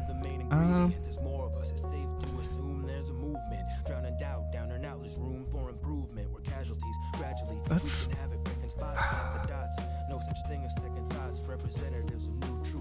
I'm gonna try this. I'm trying things that go against my initial instinct just to see, you know, what happens. Okay.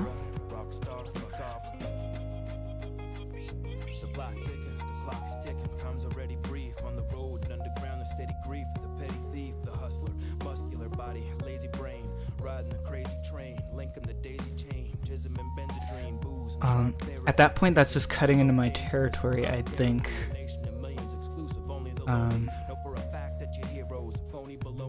If he does that, he's gonna go up, and then I could just like chase him upward, right? I think I go with this. I think. See, that's tough because like I guess I kind of like get caught up in my head, right? When I'm trying to think ahead. So like. And I think it's the timer that's screwing me too, is I think I'm overthinking the timer. Count Liberty, okay. Count liberties of all the groups.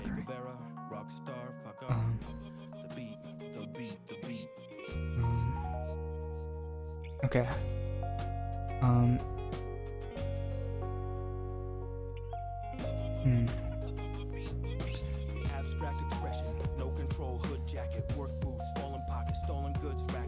Because if I go here, this is like the move. Because then he goes here, it's a ladder, right? Or well, no, because then he has this though. I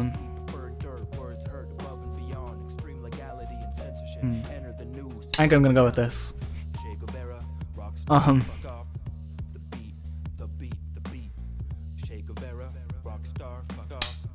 Okay, that's like something I expected. So, I guess now that I think about it, maybe that wasn't ideal.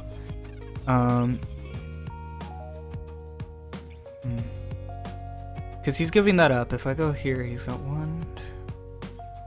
Because this is okay. Well, no, that's connected here. Never mind. I could play here and then eventually trap him later, but I don't know if that's like something I should be looking for, or at least like, because there's like way too many liberties. He has way too many options, right?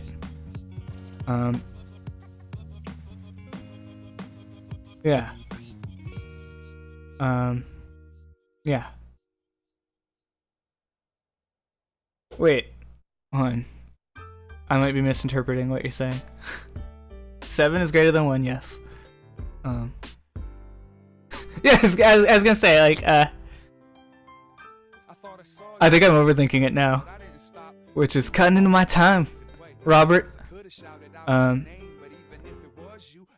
Here, I think what would be best for me is if I play these out, right? And then you tell me like the big moves, like the big points, and then I'll try to like go back and look at it. I mean, assuming you can like catch those without having to you know, like pay super attention. So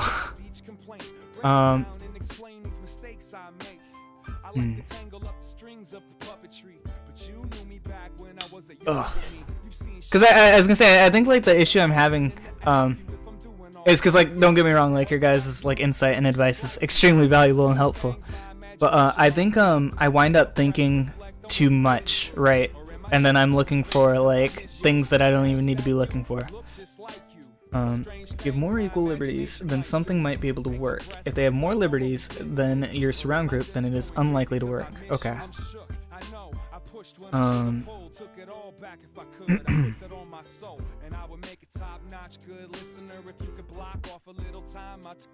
Let's see. Oh, I think I see what you're saying. I don't even want to be like engaged in like this fight. Yeah, I mean that's what I'm thinking. Is like I could just go like elsewhere and be content with that and make him come to me. I am thinking of sector lines. Let's see.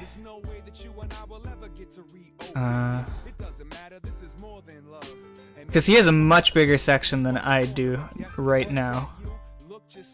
So I'm thinking something like this. Because he's gonna get this like no matter what. I feel like that's dead. I mean, I could maybe like force it, but I think that's committing a lot of resources. Because he's got the line going through here, which gives him bottom left. Well, I've got here, which gives me like a weak hold on top right compared to his hold on the top left.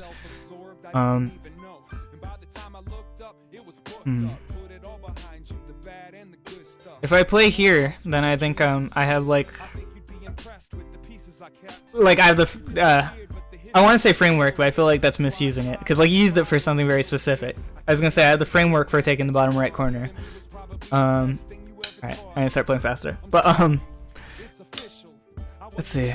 Okay, he saw what I was going for. I was gonna try to extend, you know, do some cool stuff there. Let's see if I can bring this down. Right here, right? Oh, this song's so sad. Yeah, I mean, yeah, I think that's what's happening. Is I'm trying to like think about everything that we just talked about, and it's like, wait, what are you doing? So I shouldn't be doing that. In fact, yeah, I was gonna say, what is like the one thing you think I should focus on right now, based on like what we talked on? Because I was thinking center lines or sector lines, not center lines, was good. because that gives me a better understanding of like the territory my opponent's going for. And I think the empty space doesn't fight back thing is good.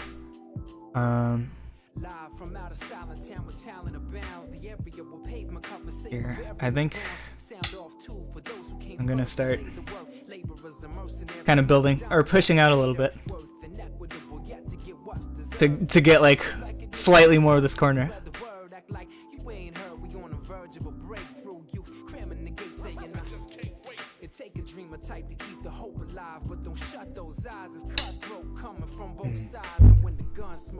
Am I? Oh. See, I didn't even like think to look at that. Ooh.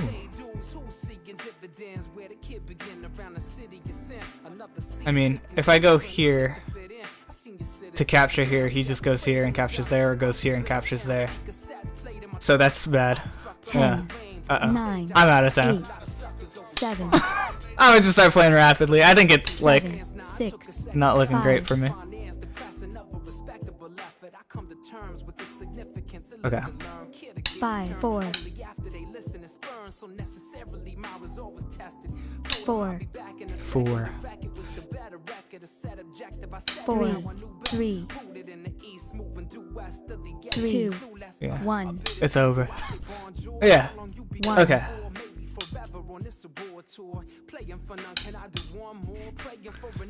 How fast can I go? Oh, do I? Okay. Let's see. I mean, I think it's over anyway. Like, I don't think there's anything I could really do.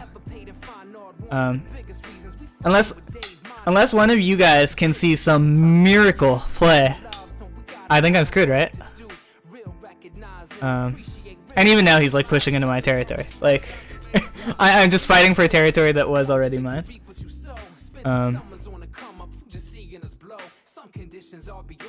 Oh, okay.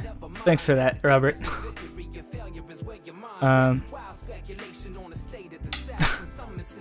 I think I resign here. Yeah, it's over.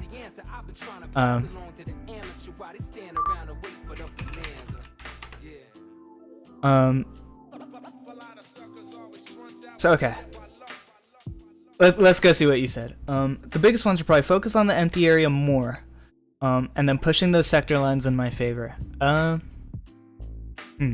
Okay, so I thought I was doing that like reasonably well. I think I did get caught up fighting him part of the way through that. I mean, these queue times or like wait times aren't very long, but maybe I could go like look at my past games while I wait. Oh, too late. Okay, my move. Let's start. Yeah, okay, yeah, because I was gonna say, like, I know there's like a balance to it, right? I definitely want to like create groups, but don't want to go overboard like you said.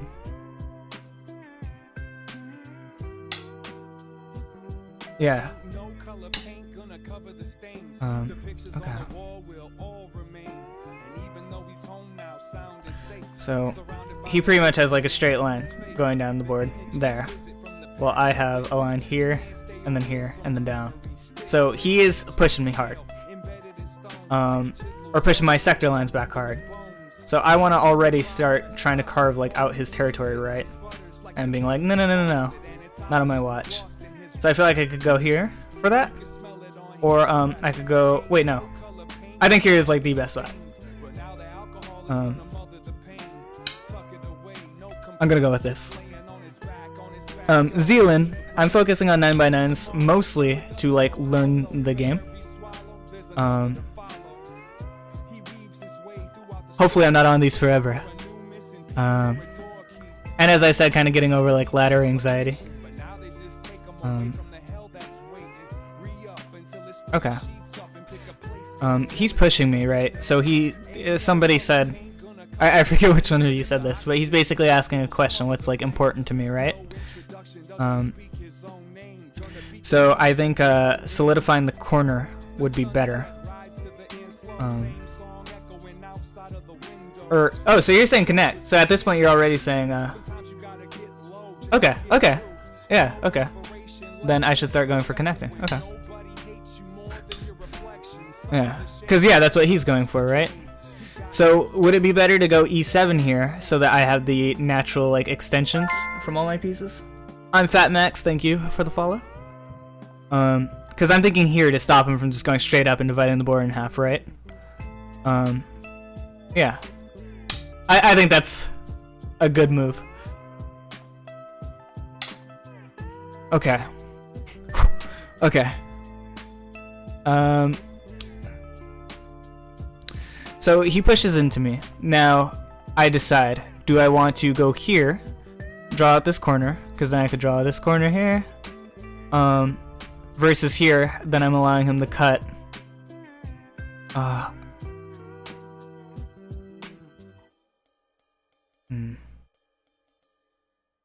Because if I go here, I could do that, I don't know.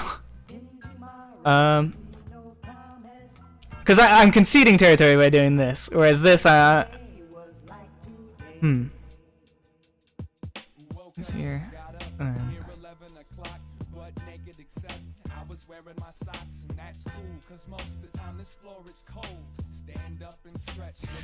Because yeah, I'm thinking if I go here, then he goes here, cuts. I could go here and try to take it, but then he could go here.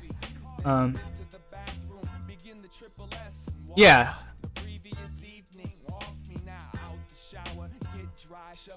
Okay, I'm going for this then.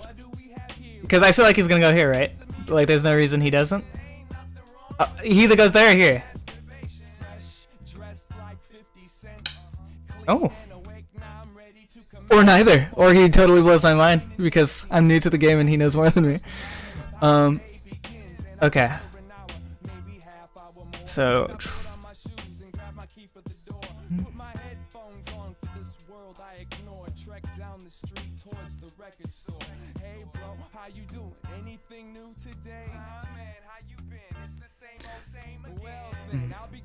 I think this is the better play because I'm connecting more solidly. I'll be able to connect here, which makes for a great shape. I think this just gives me more moves. I'm gonna go with this. So I want to start getting out. I think he's setting up for like a ladder, right?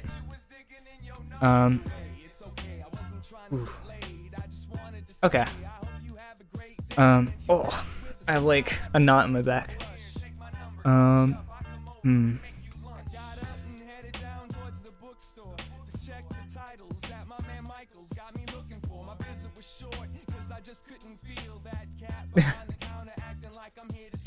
This is good for me. Yeah, I guess I'm having trouble visualizing like 2 to 3, right? So like I'm working on it, cause okay, so I go c4, he goes likely b4 or c3, right? So let's say you go c3, then I can go or no, then I had the liberty here, so I could go b4, and then I'm good. If I place here, I have Atari, he extends. Oh, well, I Atari, he extends, yeah. Okay. I Atari, he extends. I can follow. He goes further, I can follow again, but now he's connected.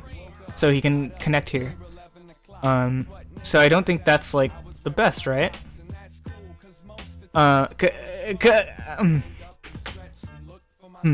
Cause like I'm saying, so like I Atari, he extends.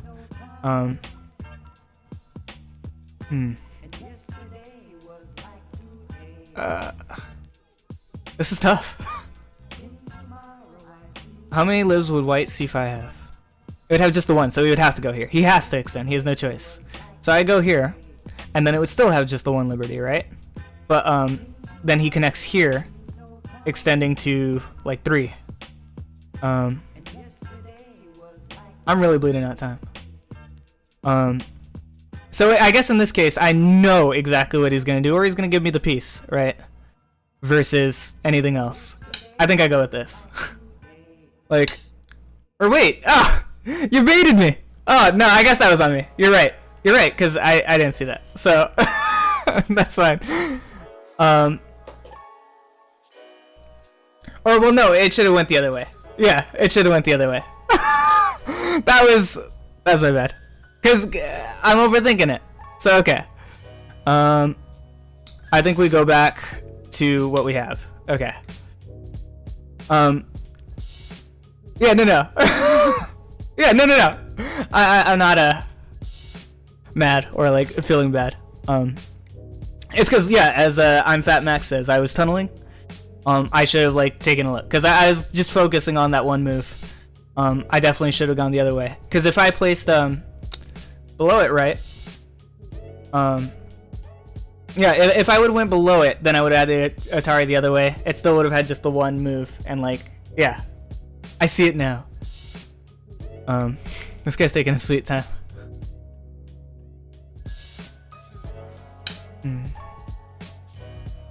Yeah. See, I guess my thing with the sector lines issue is I'm just not sure what doing that properly entails. So like I hear what you're saying. Like I get the concept, but I think I'm doing it the wrong way, obviously, based on what happened here.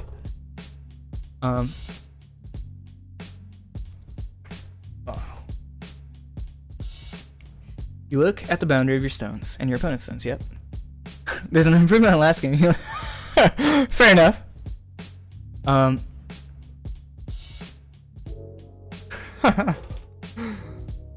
I guess, yeah, like, see, I think I wind up thinking and like focusing, right?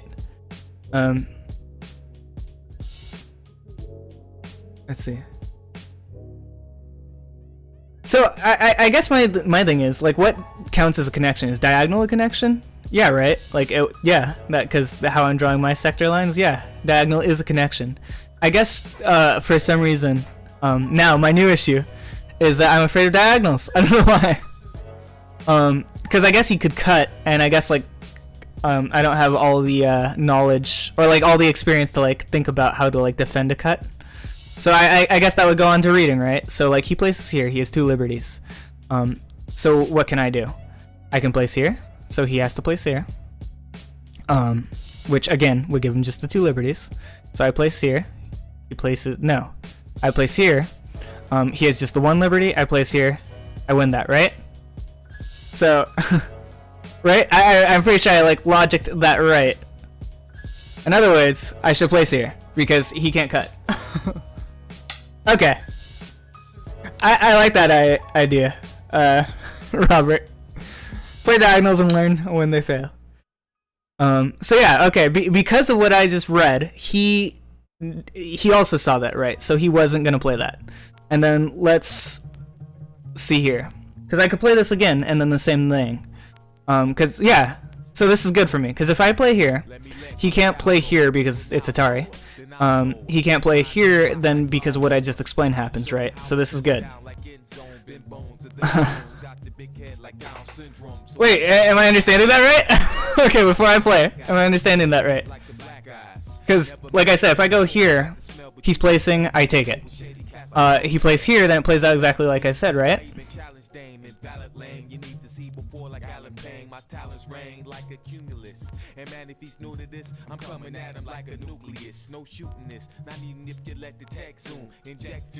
Okay, what the white stones changed.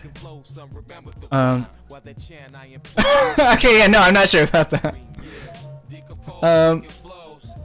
Because I mean, I could go here, and that's obviously the safe play, because then I still maintain this, and then he just goes there and gets nothing. But, okay, what happens here? I play here. Oh wait, no, that's, okay, yeah, no, because then he could play here, and then go here, take it, right? Versus me, I don't even know what I would do there.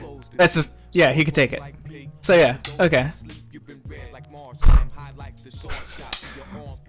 And now, I think I want to just start going into his territory. Right? Okay. Let's see.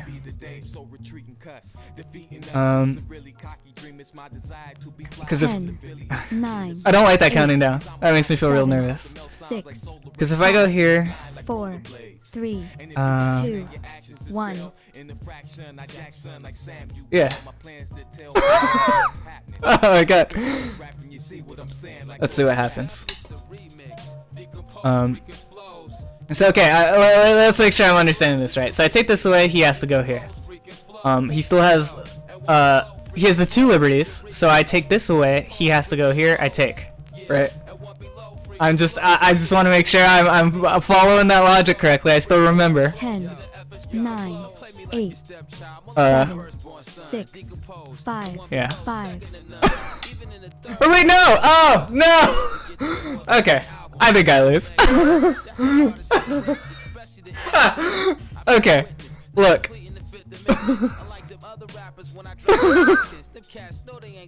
I think I lose this one. Alright.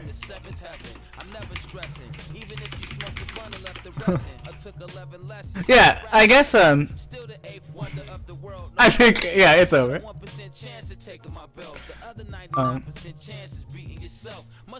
So yeah, okay. Count my liberties after my move. Okay. Okay. Okay. Oops, not that far. Let's take that back a couple steps. Right. Okay. So this has 1 liberty, right? And that's why he takes it. I didn't even see that. That's on me. But yeah, I mean, thank you. Yeah, I guess, yeah. I definitely feel like I'm making better choices, cause like you said, like with the read, right? So it's just a matter of hold on, give me just a sec. I'll be right back.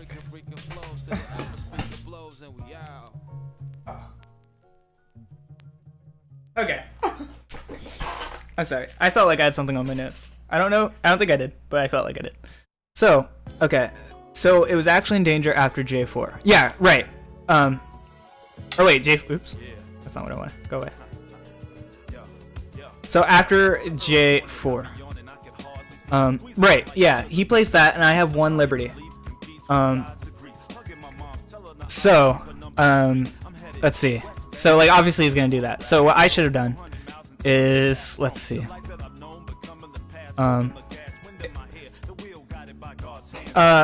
Is there anything I can? Oh, right, you're right. Oops, I keep doing that. So yeah, I should have did. So he places that. So I guess what I should have been thinking about. J4 is the first line move. Right. So what I should have done here, let's see, is I feel like I could have closed here, and then he just can't like touch me, right? Like, not safely. He could do like some backline stuff, like, all right, I'm just gonna like try to take a corner right, and then I have to like figure out, oh god, like what do I do here? But yeah, okay. I guess yeah. So what you're saying is, when he played that, I should have I should have took a step back and asked myself, okay, I have 2 liberties. What's gonna happen next? If I play here, I guess I could have played either spot. But yeah, he plays there, and then I take it, which I feel like is unlikely. You probably wouldn't do that. Or I could just play here and be like, okay, it's solid, it's all connected. There's absolutely nothing you can do. You can't touch me. This definitely feels like the better move.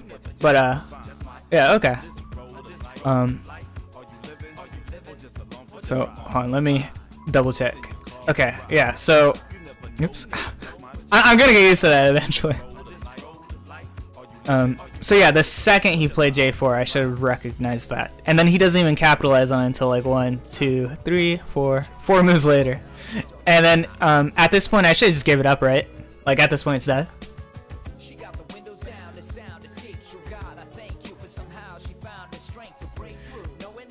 Yeah.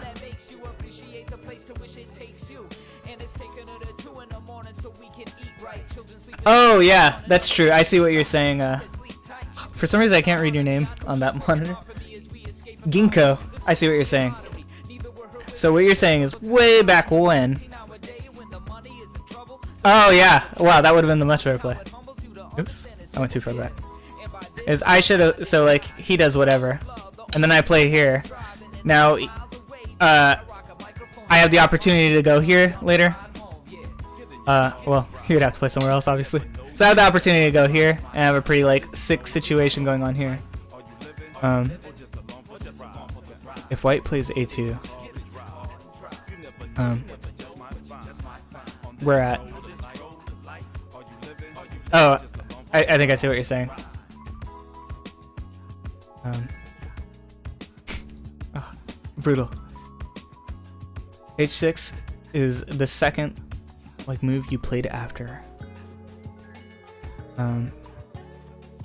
Yeah. All right. You know what? As I say, I think I get it. Andon, I've gone over some very basic life and death problems. I haven't done like the super complicated ones. And I think like I was talking with Robert here about it, and I was talking with my friend Zalian about it.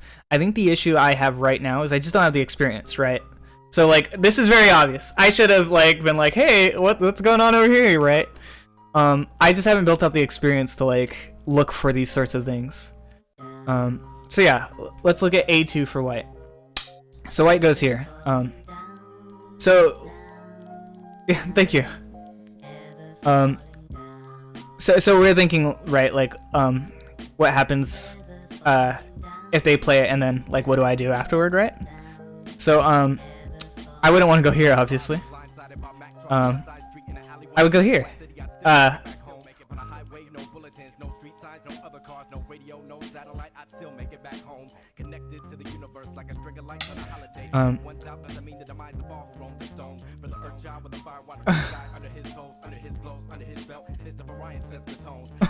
Thanks. Oh, actually, no. So I guess I go there, right? Oh, okay. Yeah, no, I see what's happening. Okay. see, I'm learning. Okay. So yeah, he plays A2. Then I would want to connect. Oh, okay. I see. I thought when you said like same problem, I thought you meant white would have the problem I had, not that I was gonna have the same problem over here that I have over here. So okay, yeah, I would go here. And then again, he can't touch me. I'm connected. He can't cut. I guess he could like cut here, and then that makes things a little more complicated. Well, I guess no. I just follow him, right? Because like, what's he gonna do? I go here. Like, I don't know. Oh god, chat's flying. All right, let's see. So, okay, yeah. So read V6 then. All right, okay, hold on. Hold on. All right, you guys are killing me. So white goes B6, and then oh yeah, okay. So yeah, I go anywhere. He goes here. Got it. Jesus, this game's brutal. So I would have to go here, right? And then, or well, no, it's still like screwed. Oh well, no, I guess I could. Yeah, no, okay, I see. Right, because I could concede like that one, right? And then like what happens here? Yeah, my A3 was just like not a good play, right? I think at this point I was already like, I'm kind of like screwed, so I was like focusing somewhere else. Anyway, I should be queuing up while I do this. Okay. It's intimidating to see the viewer count going up as I'm playing so badly. But thanks guys, thank you all for stopping by. Right. Okay.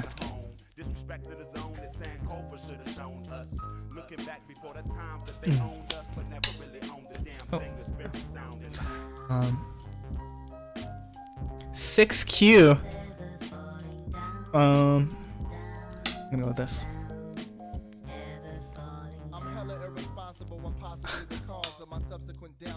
Okay.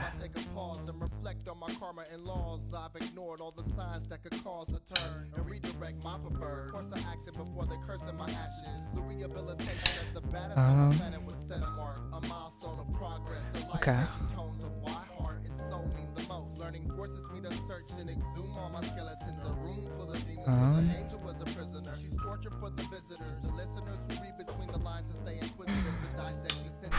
Okay. All right. This is. Yeah. Hold on. Let's see. So he's gonna go for like that thing right here, right? Does that have a name, by the way? Like you said, it's like a basic shape. So he goes for that. I should play here, right? Or is that like only in specific situations? Cause like I know I've seen the shape, but I've been learning a lot over these past 2 days. Things get jumbled. Cause like if he places a black here, right? He has.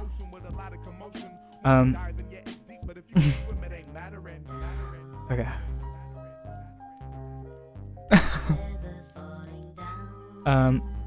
I space more than I shape.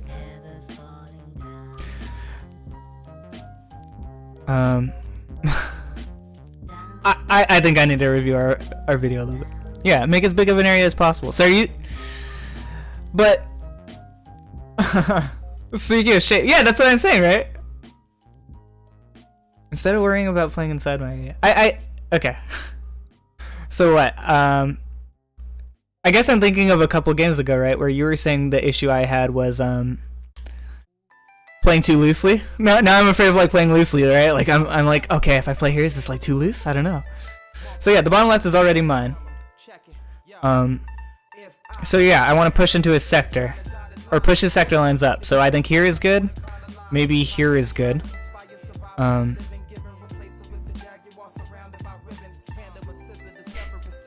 Okay. I'm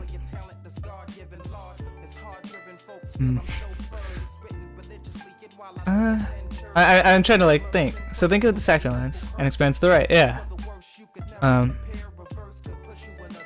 I think I'm gonna go here because then I feel like I could safely start attacking this area by like doing the same thing upward, right? I guess my thing that I'm having trouble with is I don't know when to pull away. Cause like I see this guy, he's placing a bunch of stones around me, and I'm like, whoa! Do I have to like keep focusing on this, or can I jump over somewhere else and like do other more useful things, right? So like, I think that's something that I just haven't like figured out how to learn yet, or figured out how to handle. Okay, so this is bad. I have 2 liberties here, right? He is going for these 2 spots. So if I do that, I expanded 3. If I do this, also 3. Okay, so if I do this, he can't place here and endanger that, and then I also put him in Atari, right? So this would be the play. Because I place here, he can't place here. Or well, he can, but I take. He can preemptively place here. But I don't know. I still feel like this gets me more value. Because then, like, it secures my area a bit more.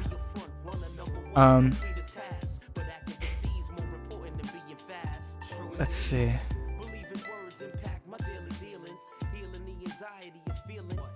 And then I feel like this piece is safer too because I can expand that way with the Atari.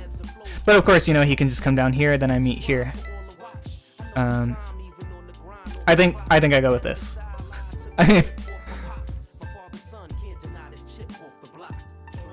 Okay, I'm doing it. Let's see. Yeah, okay. So then I meet here.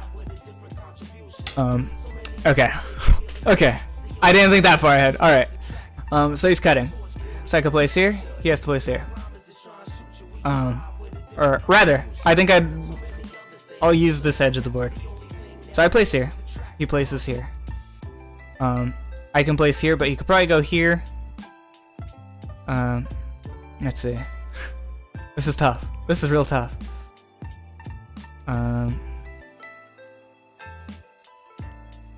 Yeah, he's a little mean.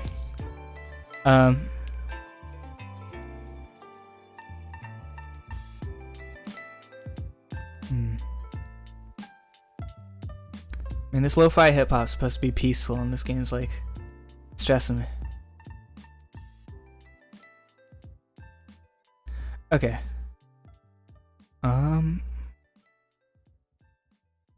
So this is all my area, right? Okay, it doesn't make a difference which way I go. Teaches about empty triangles. I actually read something about that. If it's like the same concept I'm thinking. Okay. I feel like I almost want to like apologize. I almost want to like type in chat like, hey man, I'm sorry if I take like 5 minutes a turn. I'm learning.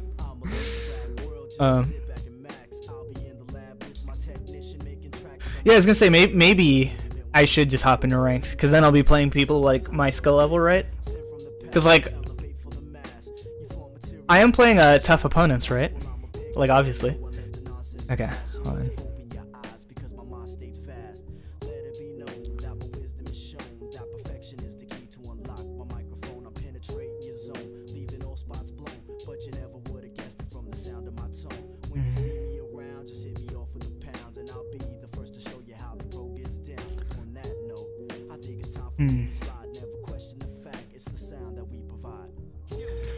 This is rough. Because I go here, expands this group to a bunch of liberties. He still has the 2.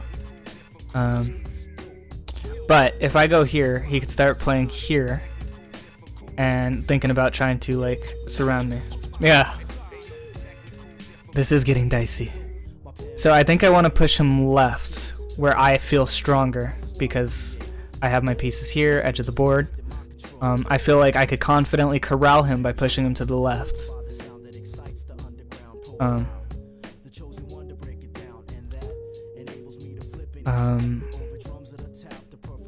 Versus if I go here and I push him to the right. Yeah, I think if I push him to the right, that's just like asking for trouble. I'm playing like a dangerous game there.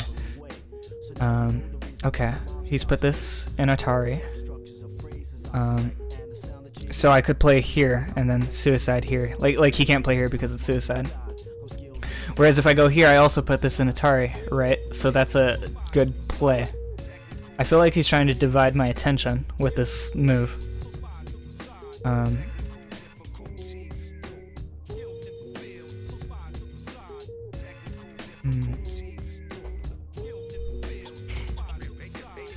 I think I go for this.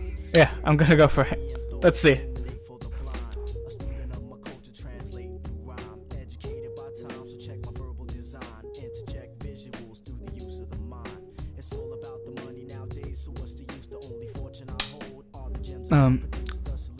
What? I mean, I'll go back. What is that? So C5, I'll go back to that, because I feel like that totally blindsided me. And I assume that has to do with me being tired, but I don't know how I did that. Whoop. So I mean, I could go here and then cut back into that, right? But I don't know how much I gain from doing that. Oh wait, no, I gain a bit. I stand to gain a bit, because I go here. I take... And then I get the double Atari. I get 2 captures as well as have 2 eyes, making that a stronger group, right? I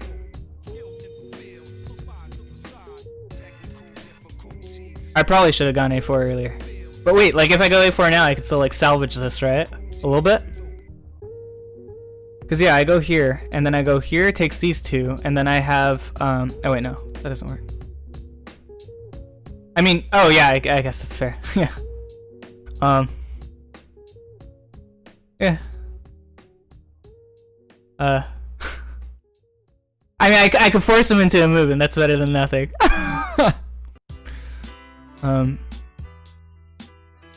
Well, no, it's not better than nothing. I don't gain much. I don't have much, or I don't stand to gain much by doing that. Or no, I stand to not give him the corner for free by doing that, right? Because like then he could just like close it off and then like that's his corner. At least I'm still putting up like a fight there, right? Thanks, Robert. Ugh. All right, let's see what's happening here. All right, so okay. I was thinking I could like go here, but that seems like the the non-optimal play.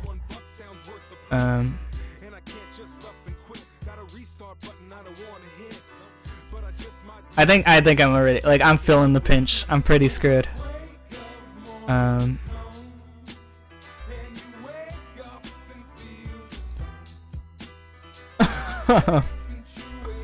Oh boy.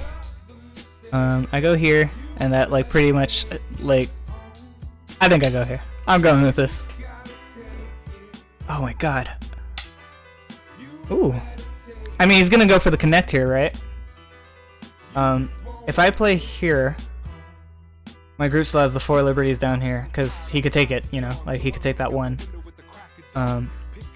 So if I go here, he goes here. 10. I could go here. 9, 8. But then he 7, just breaks 3. 6, He's out of there. 5. 4, Yeah, I hope so. 3. I could go here. 1. Well, I want to stop that connect. I think no matter what, I want to stop that connect, right? Okay, he goes there. Done. Red. Like a book. So I go here, and I could potentially get this, but that's not going to happen. He's going to place something there, probably here, to connect. So I guess I could place here, and stop that, giving me the cut. So if I place here, he goes here. I have the 1 liberty. I place here, 9, and then I go into 3. 7. He 6, places either here or here, 5, and then I think I 4, want to run for it, 3, right? 2, 1. Fuck it. Let's see what happens. Okay, he goes there. So I could go here. He goes here. I go up. No. No, that's not. No. Let's see. I don't want to cut here out of dick 10. because I get very little out of 9, cutting there. I could cut here. 7, 6, Uh, 5, 4, 3, 2, 1. Let's go with this. This is what I thought initially. Let's see what happens. Yeah, I'm learning. I mean, the cut is always an option. I could still always cut. And then try to go for here. Or rather, so if I go here, he has... I don't know. This is rough. 10, 9. Because he's just going to follow me to the top. 7, I can't 6, go to the top forever. 5, 4, 3, 2, 1. This is so hard. This is so hard. Because I can still go here. I can still cut. But what, I'm trying to think, like, what do I get out of that?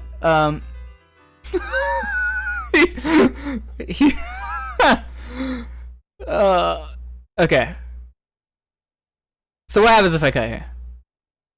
This group still 10, only has the 2 liberties. 9, 8. It's so easy for him to take that. I think I have to go here and run for it, right? 5, 4, 3, 2.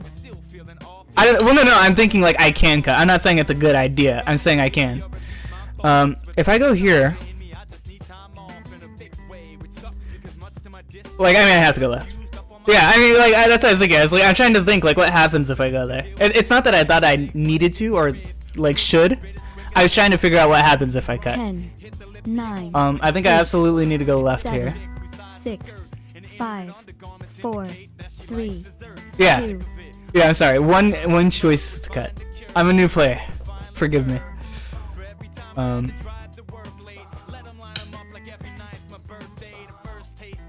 Okay. It's over, right? So I have the 2 liberties. I go here, he goes here. I go here. Oh wait, no. I mean, there's nothing I could do with this, right?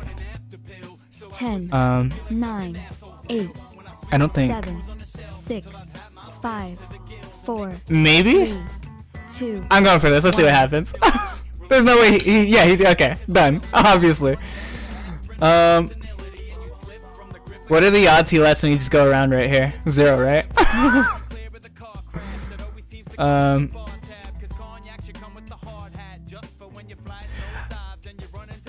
No, that doesn't work. Like I was thinking.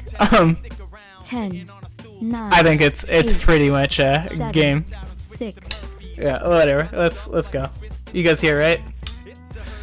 Or wait, what? I don't I don't understand that move. Because I could go here and take that, and then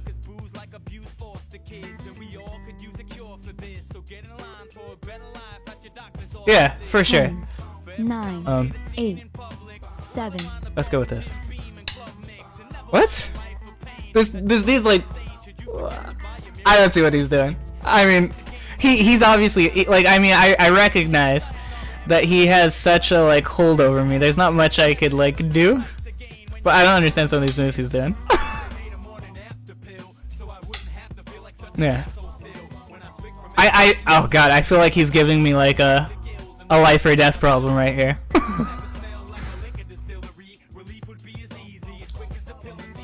Oh my god.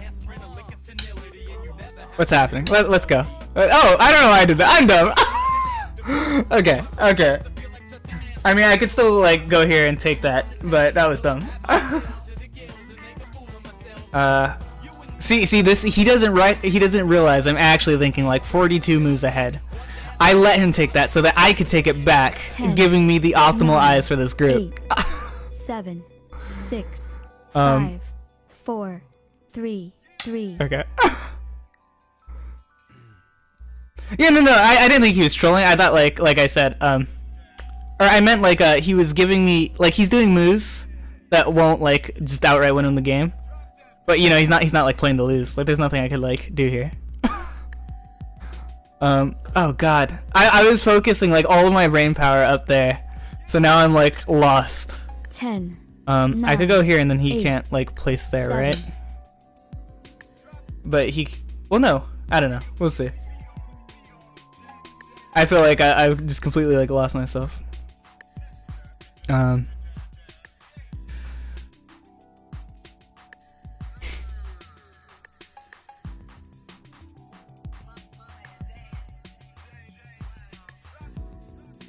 Let's see what happens here.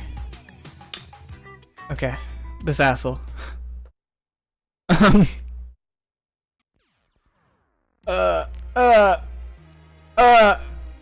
B1 would have been better there. Probably. I guess, yeah, it probably would have been.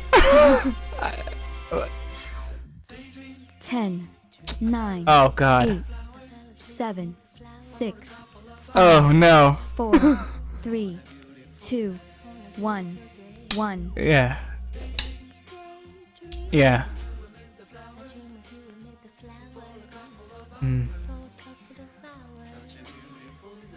Oh, wait. How's that illegal? Actually, I don't know. I'm not sure. But, so, I was thinking. 10, 9, 8, I mean, 7, 6, 5, let's see what 4, happens. 3. Yeah. Oh, okay. I think I followed. But let's see what happens here. I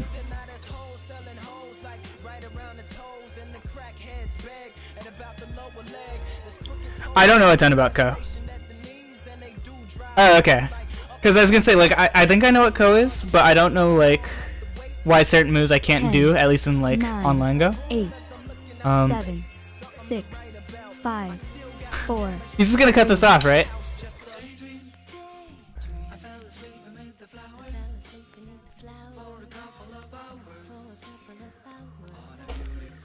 Okay. Yeah, okay. So, I mean, I can place here, so, like... Because if I go here, he takes it, right?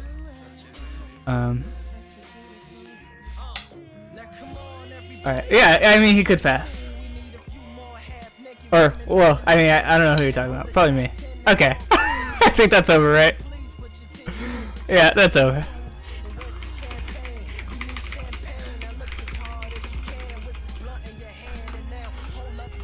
Alright.